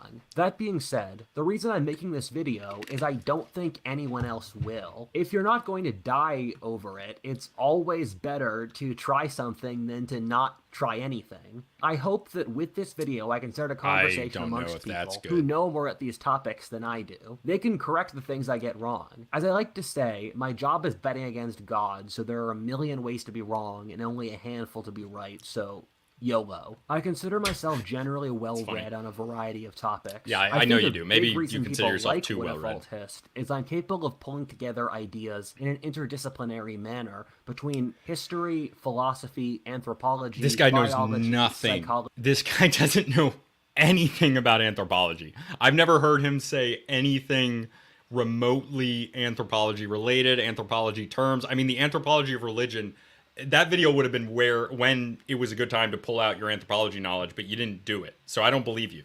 I would love for you to demonstrate to me, Whatifalthist, your anthropology knowledge, because I don't see it. Religion, and more. That's something our society is truly terrible at, given we've divided academia up by subtopics so much. Okay, Thus, I can cover this. I talk about this sometimes as well. The compartmentalization of these subtopics, the lack of interdisciplinary, holistic, between different fields, which is something that anthropology as a field does do, because it's like it's in the DNA of it, in the DNA of the field, but a lot of other fields don't do that. Scientific topic with a context based out of religion or anthropology in a way that I think would be rare for someone coming from a physics background. Also, a sad truth about the world is that in each topic there are only a handful of experts who can truly understand that field on an intimate basis. The thing beyond that is that those experts are often either a high priest pushing some agenda that they'd like to indoctrinate you in, or they're finding some way to rent seek, using their knowledge to raise their social status. Rent seeking is very bad. This is why experts have consistently given incorrect answers over the last century, as you can see in this text. I don't know about incorrect. It's my goal for Whatifalthist to be a person my audience can trust, to do neither of those things. I don't believe in worshiping experts, since every class, if you give them power without check, will turn cancerous. So I'm going to give this my shot in the dark as an amateur. The idea behind Project Gateway is that we have right and left hemispheres to our brain. This is somewhat controversial as a theory today, but here's my text wall to explain my perspective on the matter. The left hemisphere creates logical constructions and can only see the world through through autistic logical chains or money and power. I The do right like this hemisphere guy. can I see really do like truth, Whatifalthist. love, emotions, I have to context, criticize him, but things flowing through time, the world holistically, and more. The left hemisphere can literally only draw half of a painting, while the right hemisphere can do the entire thing. That's The very right interesting. hemisphere, when tested, can get the entire answer, while the left will get it wrong. However, the left hemisphere is completely confident in its answer, while the right is humble. The book on I this did topic, think The that this Master and His right-left Emissary, thing was alludes to this debunked, theme, with but the right I hemisphere don't being know. the master, I who's don't know better at science either. setting goals, and the left hemisphere being the emissary who must carry them out. When someone is disconnected from the right hemisphere, they become socially awkward sociopaths. For the left, they can't really do anything, but they feel a profound sense of inner peace. What all these methods that Project Gateway were using exist to quiet down the left hemisphere. By removing the logical structure through which we interpret the world, we are capable of seeing what are effectively dimensions that we would never notice before. The left's hemisphere And you can do that with tethers us hallucinogens, and you to can, I mean, you can reach like a different state through a bunch of different things. A lot of like coming of age, you've probably heard of these, like vaguely heard about, like, you know, a what's that called, a vision quest or something, which is something, I don't know a lot about them, but they're definitely a thing that I think is common in Plains Native Americans cultures. And sometimes it would use something like peyote or drugs, but sometimes, I mean, you can induce these different states, these different physiological states through any number of ways, in a group or individual. Like if you sleep deprive yourself, this happens. If you are very hungry, it happens. If you're chanting with other people or chanting on your own, it happens. And there is modern scientific evidence about this happening. There's modern scientific evidence that shows the physiological changes by heart rate and brain patterns, where scientists have been able to show that this is a thing. God, I hate looking at brains. Comprehensible dimension through which we can understand the world. Through hypnosis, the sound frequencies, and meditation, they all quiet down the logical brain in order to open ourselves up to things we would never consider before. These are themes that are common in Eastern religion for millennia. There is a monkey brain, or the chattering inner monologue of useless minutia which fills our lives. By silencing the monkey in the cage that is our mind, we can open ourselves up to the divine in the true form of the universe. In Eastern religions, all the things that Project Gateway had been using have been in use for thousands of years. What we've found from studying Buddhist and Hindu holy men is that their minds literally work differently than most people. For the very holy, okay, well, everyone's mind works differently for different reasons. Their neurological, like even at the point of like different languages that you speak have been seen, like the language that you speak has been seen to affect your brain differently. So whatever. This is a thing. Structures are actually it's more different, than this, though. and this gives them the incredible physical abilities, which we'll hear about. Please like the video. I really appreciate it if you like the video. If you're not subscribed, please subscribe. I got other stuff going on. Episode's coming out with Meta Prime soon. Next week is Prudentialist. Prudentialist episode is dropping on the Patreon today. It's only $2. Would appreciate you signing up. You definitely don't have to. Like being able to walk over burning coals, standing on top of pillars for years, living in a dark cave without external stimuli or light for years on end. This leads to one of the big themes that Project Gateway teases out, that we have far more range in how we wire our minds than what we believe. Let's look over history, in which I will use examples of how mental illnesses change over history. Something I've read is that we don't really have records of autism, allergies, or schizophrenia from the pre-modern world. Instead, you have mental illnesses like entire towns breaking into dance, demonic possession, or witchcraft. What this shows is that different societies with different psychological pressures can wire the human brain towards radically different psychological dispositions and create different neuroses and mental illnesses due to different psychological pressures. One of my good friends is a professional anthropologist who lived in rural Cambodia for many years. He said the people there literally believed in magic and actually saw it in their daily lives. They knew of Okay, me spirits too. as real physical things. The thing is that this is the way that a vast majority of people over history lived, and probably still a majority of the world's population today. Hell, even in the most advanced industrialized societies today, most people believe in the paranormal. Until the start of the 20th century, the most educated people in the West also did. For all these Yeah. cultures, they viewed the spirit world as significantly more real than the sensory world itself. What Oh, of course. psychedelics It's an are is they illusion, create new whatever you want to. neural pathways inside the mind. I Our like this one brains much more than develop the last different one. neural highways over the course of our lives. Maybe it's As an because I know example, less for about this, addicts, though. the reason it's often so hard for them to get over addiction is that they've spent their lives using drugs as a way to cope with life itself, and thus they didn't develop neural pathways for other things. All right. The Okay, Mr. 22-year-old suburban white kid. There's more going on than that. Maybe you don't understand what's going on with addiction. There's more things going on. movie Inside Out by Pixar actually does a great That's a pretty good example of movie. showing this, with a I love teenage girl animated who movies, has man. neural pathways to her friends, family, hobbies, and dreams. As each of those gets taken offline by personal daily stress, her life falls apart. We only use a pretty small amount of our total brain power in That's not conscious true. thought. The It's not rest true. isn't being wasted, but it's being Oh, used for the subconscious, which spoke too probably soon. makes up something like 90% of our thinking. Okay. Our conscious minds are only I a don't know. very thin veneer. What psychedelics like DMT, LSD, mushrooms, or ayahuasca do is they connect different parts of our brains together in ways that they didn't before. This is why people who use I wonder if he's ever tried them. I think he should. these substances say it's so meaningful and it makes them so creative. Project Gateway never used drugs, but what these substances do neurologically is the same process Yeah. as No, he's right about that. You can reach the same like brain state through other methods. Like I don't know. I don't know if this is real or not, but I definitely heard this story about like a monk who he took LSD and it's like, nah, it didn't change anything with him. He just took a bunch of LSD and he was like, yeah, whatever, I'm here. Like, cause he was already in that state. That's probably fake, but it's an interesting idea.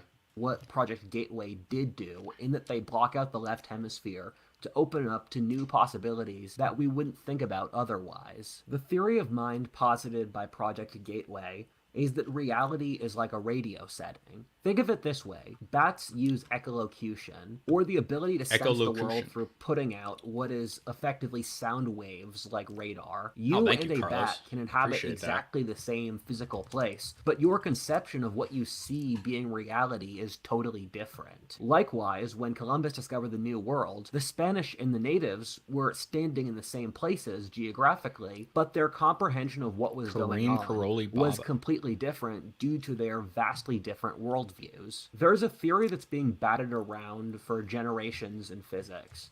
This is the argument behind Schrodinger's cat, or that Okay, this is going on here. Carlos is writing stuff down here. This was reported by Richard Alpert, aka Ram Dass, but his testimony is the only evidence.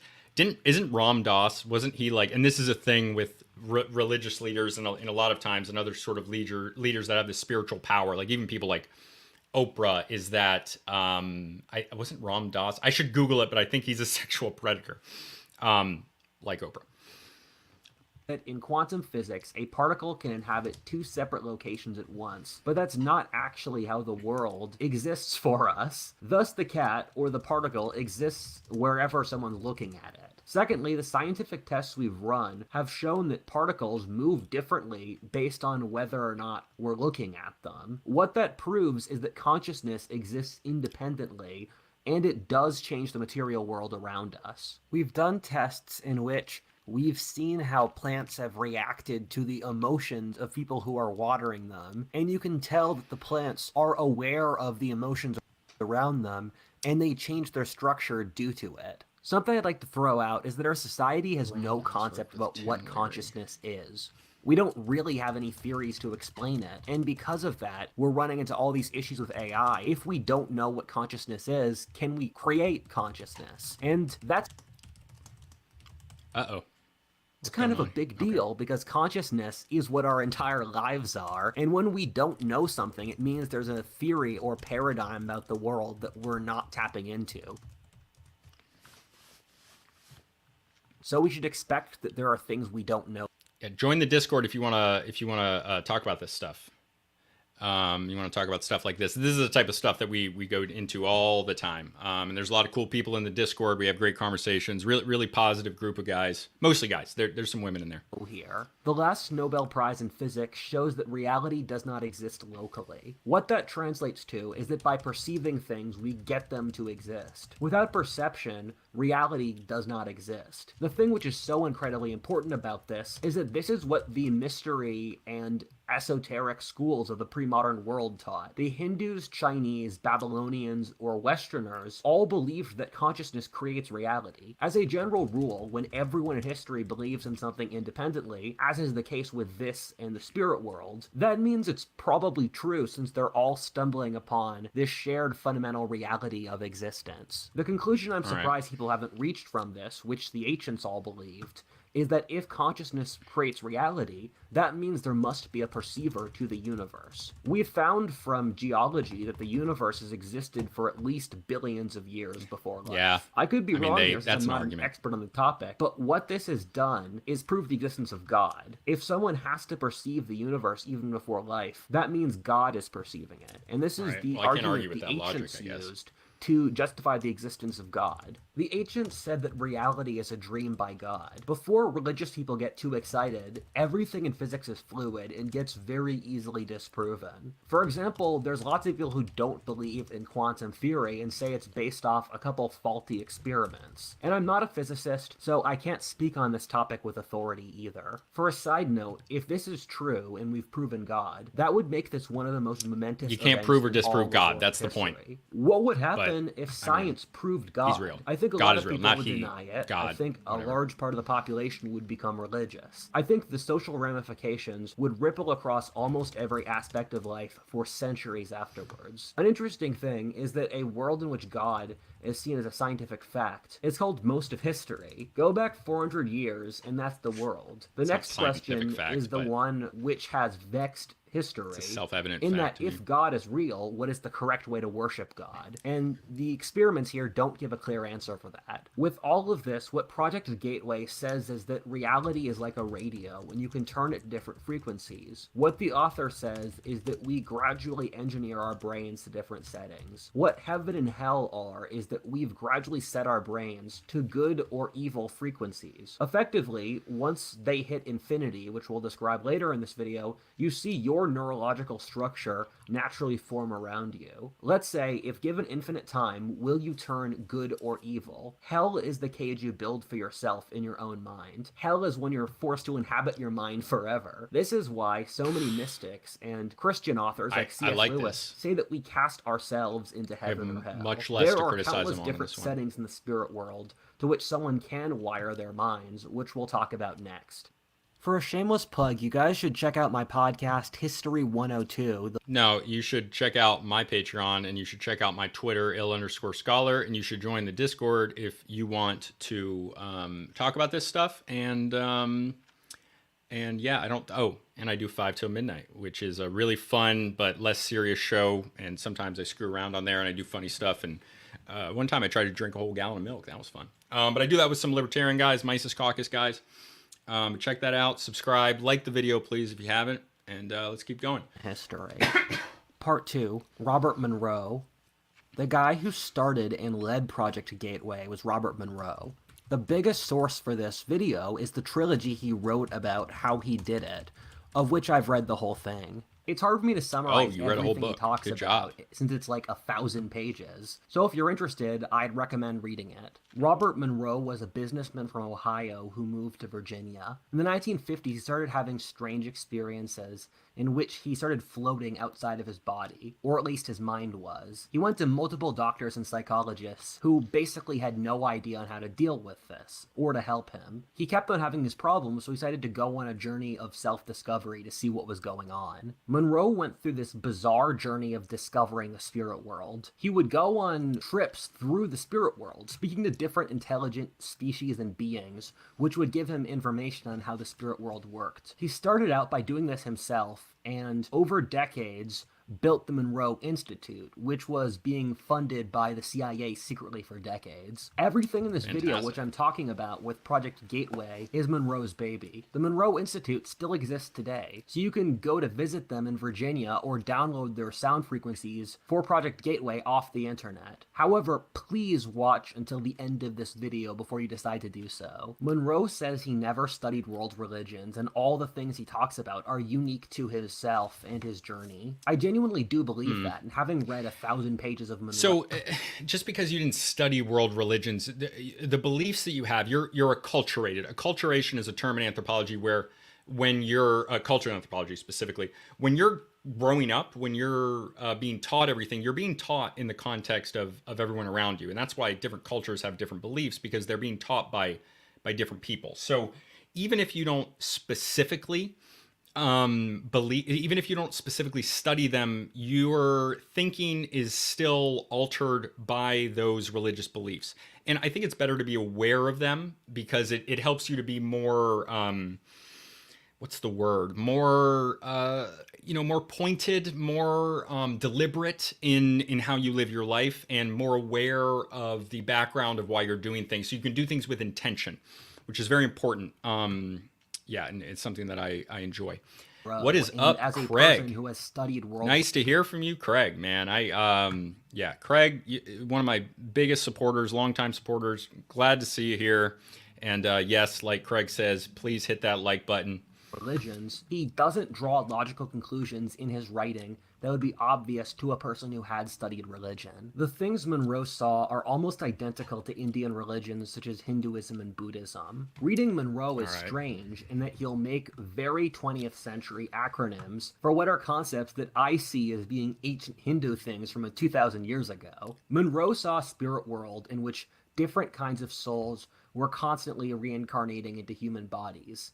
The Earth is a brutal place of Darwinistic struggle, which chews up souls, but who are addicted to the struggle and excitement that is human life. Once a soul gets tired of this endless wheel of life and reincarnation, they can graduate to the next level of development, which is a higher, holier place. A point Monroe makes is that there is a geography to the spirit world. He imagines himself driving down a highway, and there are different off-ramps which lead to different spiritual countries. One is the Abrahamic spirit world, which he never visited. Another is what turned into the Indic spirit world that he saw. There's a large population of ghosts who hover around the Earth, incapable of coming to terms with dying. Monroe spoke to dozens of these ghosts, helping them onto their next place. This fits very closely with Buddha, who said some people go to hell, others heaven, some enlightenment, some reincarnation, and others stay around as ghosts. Buddha didn't believe other religions weren't valid, he just wanted to explain the way to his heaven, that being nirvana or enlightenment. The way I imagine this is as if the Europeans in the 1490s, before they discovered the New World, had different ways of going west to reach the Americas. The Spanish sailed west to the Caribbean, the Portuguese to Brazil, and the English to Newfoundland. The inconsistency of the reports might lead some people back in Europe to think that the Americas didn't exist at all. In reality, these different sailors were just using different routes to reach different areas. If the spirit world exists, why wouldn't it be truly massive with different kinds of geographic regions? The inconsistencies of world religions maybe aren't due to people making this up. Rather, through using separate spiritual methods, they were going to literally different continents in the spirit world. There are concentric spiritual rings around the Earth of higher and higher abstraction. The further you astral project out into the spirit world, the more things change from the base reality you and I know. So, for example, if you visit your neighbor's house, it will be identical to our reality.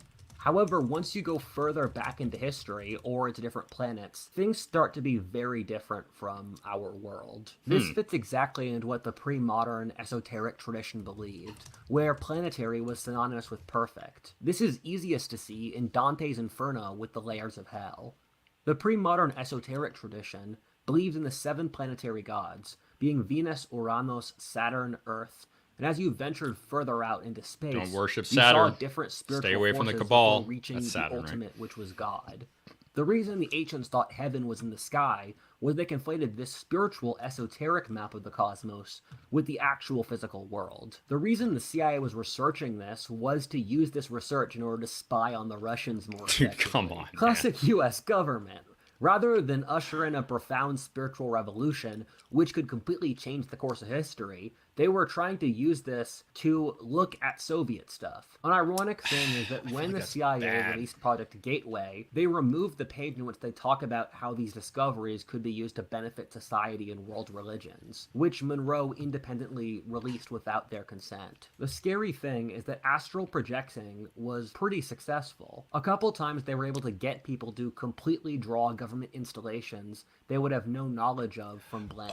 They could also mentally project movie images at people and often get them to say exactly the movie that they were showing. They could get people to read statistically significant numbers in rooms on the other side of the country. The problem, and probably why the government dismantled this project, and they might not have, and they're just keeping it secret, is that they could get occasionally incredible breakthroughs that were statistically impossible, but it wasn't consistently effective enough to warrant its continued use. They had hundreds or thousands of examples of finding information through this which would be physically impossible in any other way. Monroe would spy on his neighbors and later ask them at specific details that only they would know through astral projecting at that very time. He used it to occasionally unearth facts from dead souls from previous lives, and then he checked the historic data and saw it was correct. The reason the CIA was interested in this stuff was because they were able to use it enough to learn random things about the world. This is unsettling.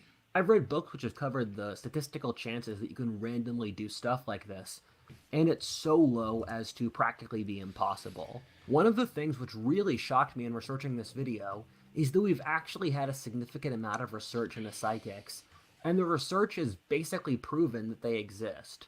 With exercises like guessing cards or gambling, people's passive psychic ability will increase the success rate a few percentage points ahead of what would statistically make sense.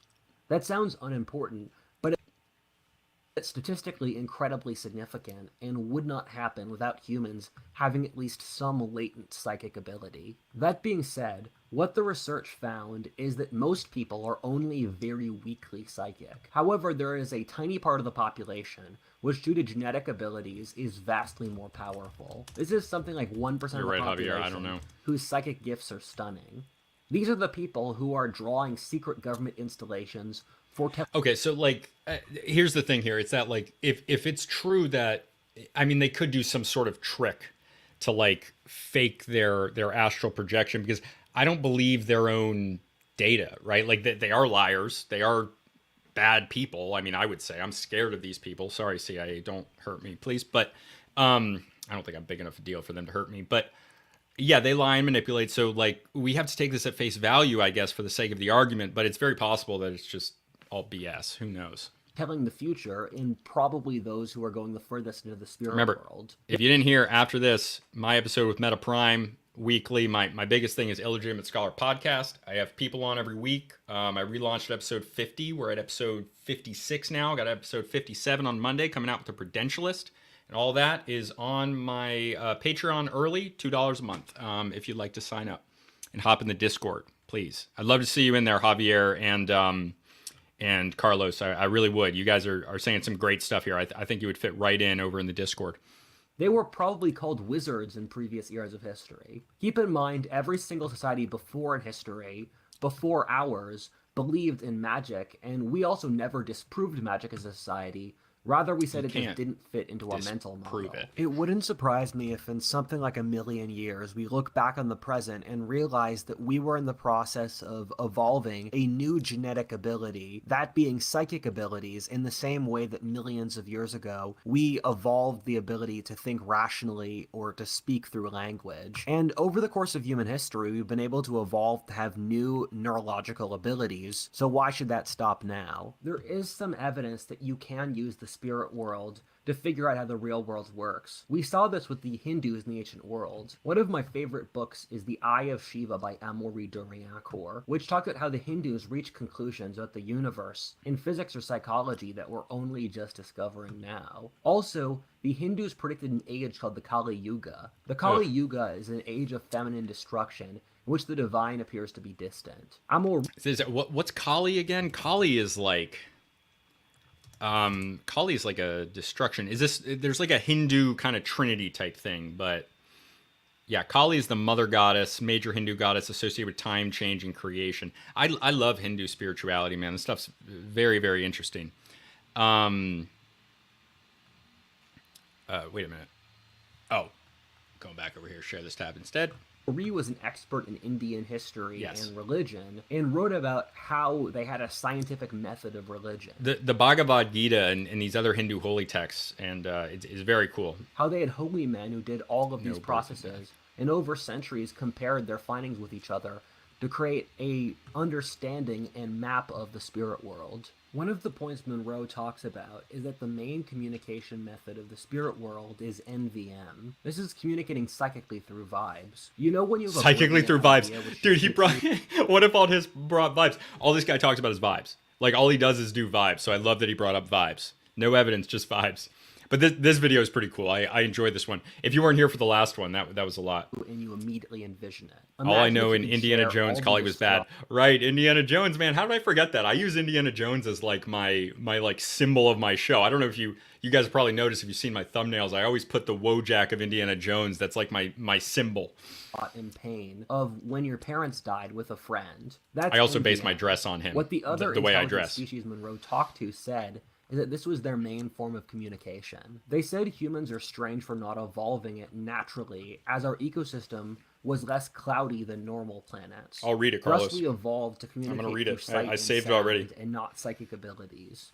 They said humanity had cut itself off from most of the other dimensions and different worlds through not evolving psychic abilities, which are normal in other species. They said the reason we never found aliens is because we were on different wavelengths. Us sending out radio frequencies to discover aliens, this they said energy and stuff. Aliens trying to theories speak of like to us through car energy. exhaust. Monroe and his crew consistently spoke to different intelligent spiritual forces. In the spirit world, you'll find some humans going between lives. Also, living humans have multiple layers of consciousness. You can speak to someone's subconscious even when they're awake and talking, and they won't know. Then there are non-human species. I have one. I have a movie official hat. I think I got given it when I was like 17, like 12 years ago. Talked to Monroe and his crew and explained how the spirit world worked. Monroe built friendships with many of these beings, seeing them dozens of times repeatedly. The spirit world is largely chaotic, like a jungle or our real world. It's not orderly or safe like we like to imagine, but a natural ecosystem in which creatures have their own motivations, goals, they eat each other, some are stronger than others, and more. It's not a place of peace and serenity.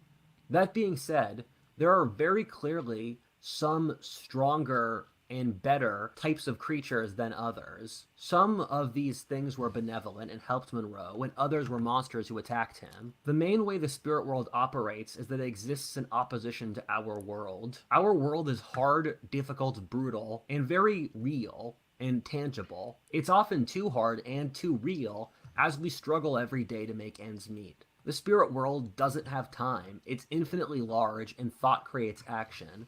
The second you think something, it comes into existence. The thing is that this is incredibly boring, and the spirits envy the toughness of our lives. We have reality, and thus have to test ourselves. Thus, the spirits are always struggling to have bodies to inhabit. Some try to demonically possess people, some act like parasites, and they're all happy not today, Satan, to incarnate and enter human bodies. Although we may not feel like it, the spirits view our hard lives with jealousy. It's ironic that for much of human history, through religion, has been an attempt to escape to the spirit world. I think the spirit and material worlds exist in critical tension, and like a duality such as man and woman,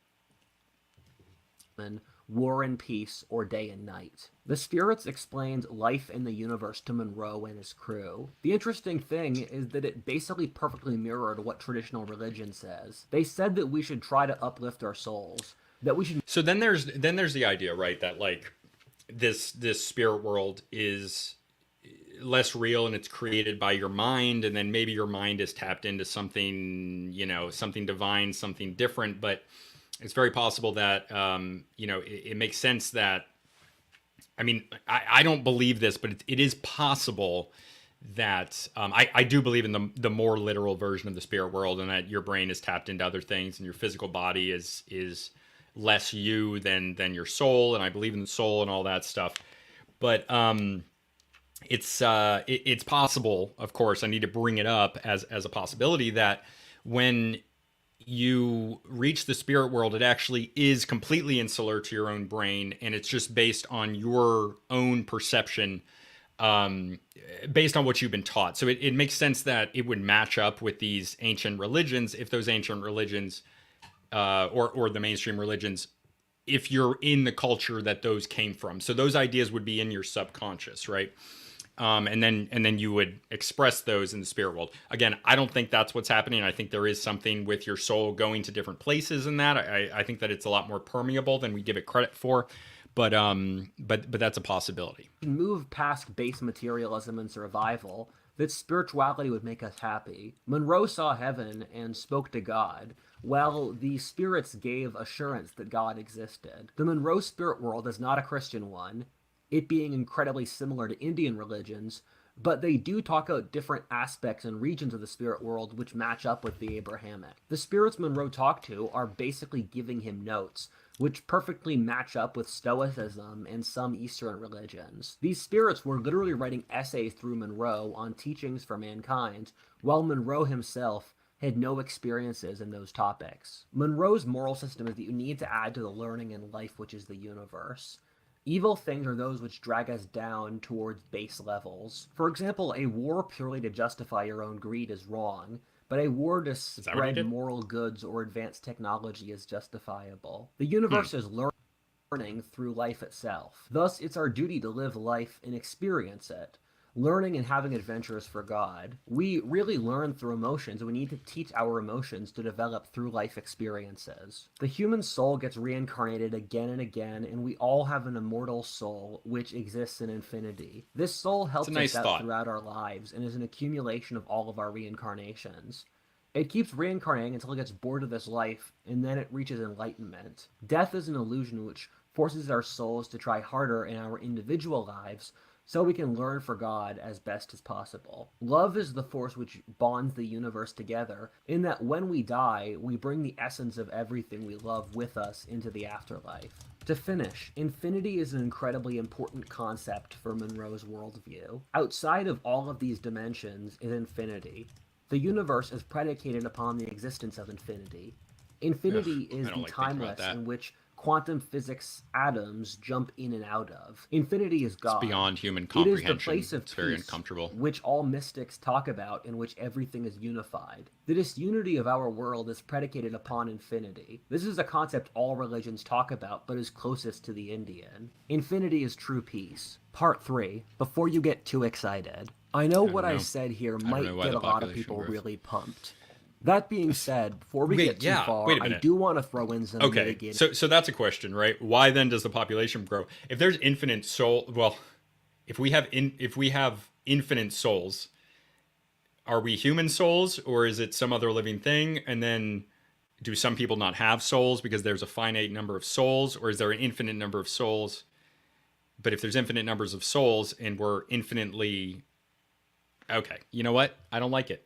I don't like it. Makes my brain hurt. Makes me feel bad. Statements. The first being 2 stories from Monroe himself.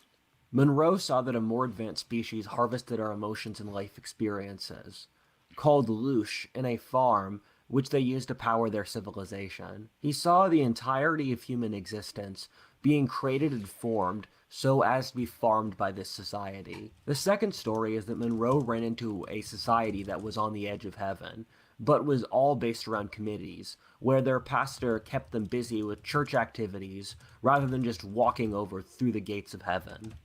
The reason I'm highlighting these 2 stories, I think they're symbolic of a very important point. These stories are great symbols of the issues of the society that Monroe lived in.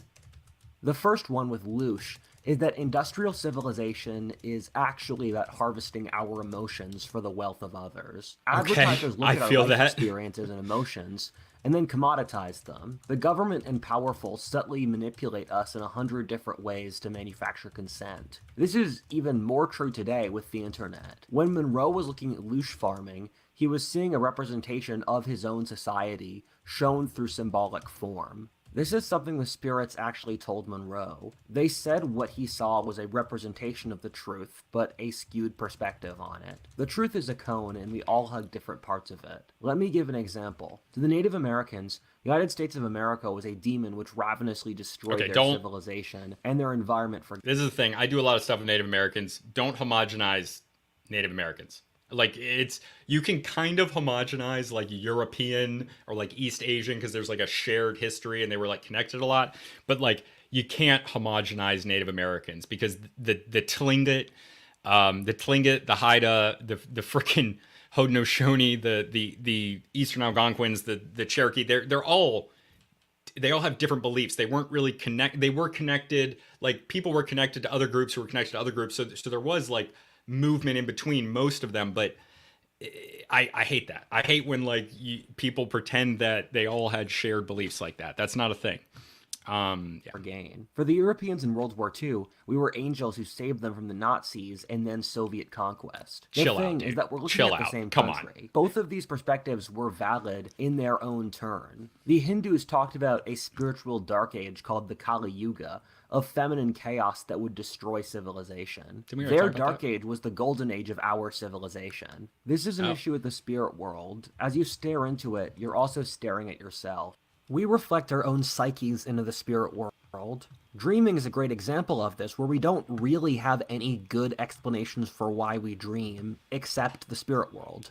Monroe and Amaury say it's a daily reconnection to the shared unconscious which keeps us sane. That being said, we all know our dreams are representations of our psyche, which is something Freud and Jung wrote extensively about. In the same way where we don't take our dreams intensely seriously, where if I have a nightmare that a giant dinosaur is going to kill me, that does not inform my analysis that a giant dinosaur will kill me in my real life. And so I think that's a useful principle to apply here as well. We see this in world religions in which they all believe in the divine but have wildly different conclusions. Go back 2,000 years, and you have hundreds of local religions which taught different things about the spirit world, all created through authentic experiences with the spirit world on the part of that society. I think the spirit world reflects back a level of complexity appropriate for the societies involved. The God of the Old Testament was so brutal since it was a society where the only motivator that would work would be brutality. That being said, when you're staring into the spirit world, it's not objective at all. What Monroe says is that things exist in the spirit world in a dimension we can't comprehend, so they translate them to physical forms comprehensible to us. If someone from the ancient world saw a spiritual tank, it would translate into a fiery chariot in their vision. The second dream of the town on the verge of heaven is symbolic for the church in the mid-20th century. Most Christians weren't religious in the way they were before, and didn't really believe in God. Thus, the church became about itself, effectively turning into a social club and not really believing in God. The church had rejected the insanity of the God of the Bible, instead creating a tame white bread version. The second point I want to make is that for a lot of this, we're dependent upon Monroe. Although he had hundreds of people independently go to the spirit world, the only one we have in-depth writing from is Monroe. Most of the theology here reflects the mind of one man. To be honest, that's true of basically all religions, but it's still something to be aware of. There were similar experiments behind the Iron Curtain at the same time in Czechia, which used large amounts of LSD, which came to the same conclusions. They interviewed people off LSD and found basically the same exact stuff as what Monroe did with different details. The Russians did research into this, which I can't find good results for. That being said, Putin's government publicly still says they use psychics and astral projectors even today, so I can imagine the results were successful. Thirdly, as a word of caution for the people who are discovering this, I know a lot of people who have used the Gateway Protocol unchaperoned. I've personally had some spiritual experiences when I wasn't ready for it, and it can be horrible. I know some people who were already not in a good headspace when they started doing this stuff, and it pushed them over the edge.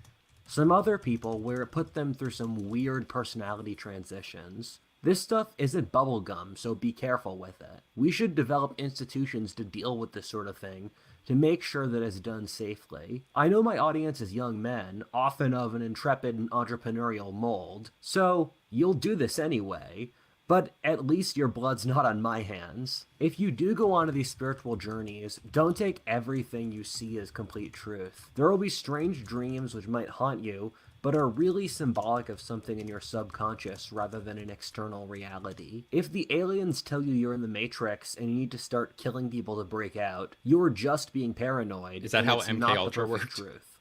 Is that... Stay rooted to the earth. For a final brutal example, to look at a society which gave mystics of much of Monroe's vein total power, look to Indian civilization. There is much to admire in Indian civilization, as I said before in this video, but there also is an implicit criticism. India is a civilization run by the mystics and priest that is classes, the question. And India is the least militarily... Javier, that's way better than I put it when I was talking about it. So I guess the question is, do psychedelics actually allow you to see other planes of reality, or does it make you think you see other planes of reality? And then if it makes you think you see other planes of reality, that plane of reality that you're seeing is insular to your brain. But then there's things like with DMT, which is evidence of it being the former, which I do believe it is the former, where people have shared experiences, even though they're not like they're doing the drugs individually, but then they have shared experiences. Yeah, great way to put it, man. That was real concise. Yeah, Javier and Carlos, I hope both of you guys join the Discord, man. Craig's in there, right? Craig, you still here?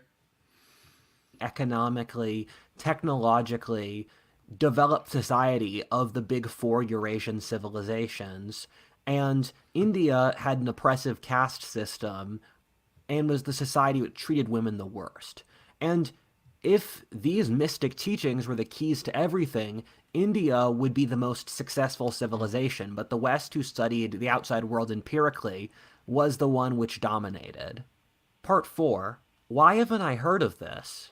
For some frame of reference, all of human history believed in this extra dimension Monroe talks about. The only exception is the 20th century. Even in the 19th century, the occult was incredibly popular, in which people like Thomas Edison, Nikola Tesla, many presidents, and Karl Marx were obsessed with the occult. So, is it too crazy to believe that the 20th century found that this thing that every society believed in was actually true? The thing I find shocking is how little of a wave that this has caused. We literally have multiple government agencies from the world's two most powerful countries saying that we discovered the spirit world. If this is real, it's Russia is not even in the top discovery 5 of the Americas, most powerful, or one of the most important events in history. Meanwhile, almost awesome, Carlos. No Glad one to has have heard you. of this. You're gonna like the people in there. The news never covers this publicly. I only heard about this since one of my friends watches the Y-Files, which made a video on this topic. None of my other friends, many of whom study spirituality professionally, had ever heard of it. I think there are two reasons why this didn't make much impact in our culture.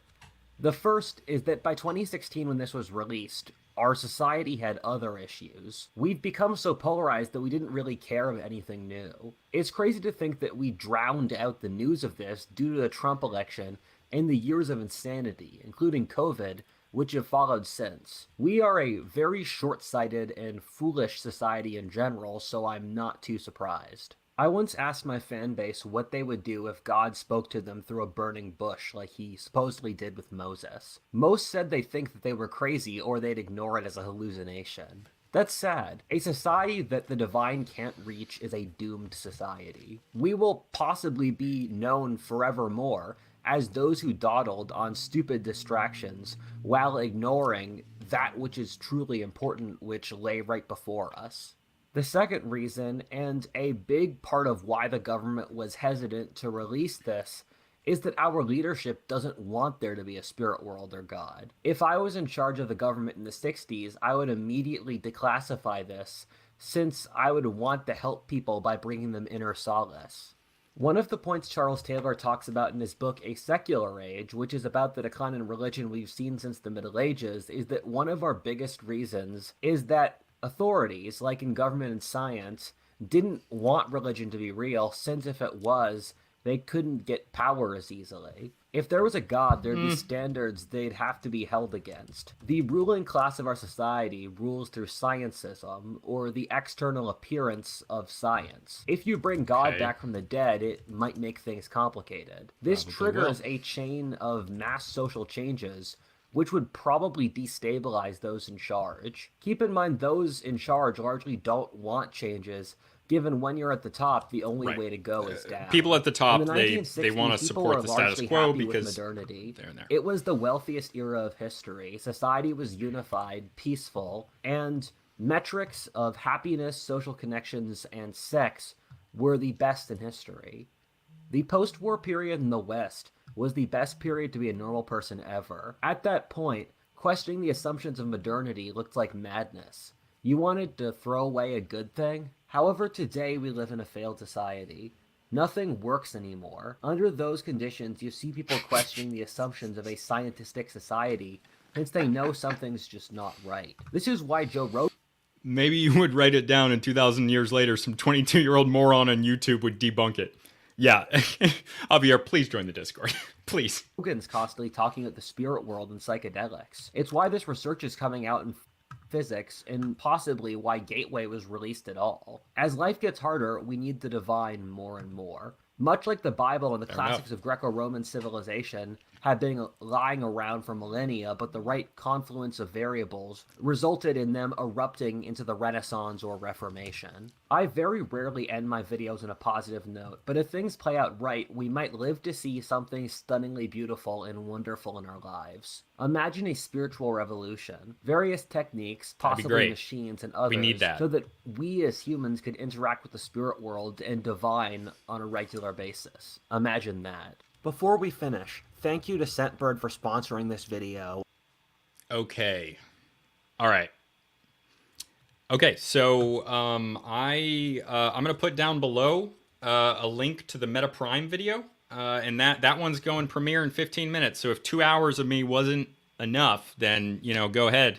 There's another hour and 45-minute video going out over there. So check that out. The link is in the comments. Please hop on over there. Hop in the Discord if you're not in there. And I hope you like it. And Discord, or the Patreon's $2. Discord's free. Join the Discord. It's fun to have talks. Lots of conservative guys in there. Socially conservative, not like about families and stuff. Craig celebrated his 7th grandchild a few months ago. That was awesome. Real supportive, real positive group of guys. Love the Discord. It's one of my favorite parts about it. Join that, and please check out the Meta Prime interview that's premiering at 3:30, and I would appreciate you hopping over there and liking it. Yeah, thanks so much for joining me, guys. That was fun. Didn't have a lot to say on the second one. 8 grandchildren. 8 grandchildren Craig has, and he's pretty young too. Craig, what are you, 52, 50 something? Pretty young to have 8 grandchildren, but yeah, congratulations on your wonderful large family, and yeah, thanks for joining me, guys. 3:30, 15 minutes. Meta Prime interview is dropping on the YouTube. Hop on over there if you'd like to. 55 Craig is with 8 grandkids. I want to get like you, brother.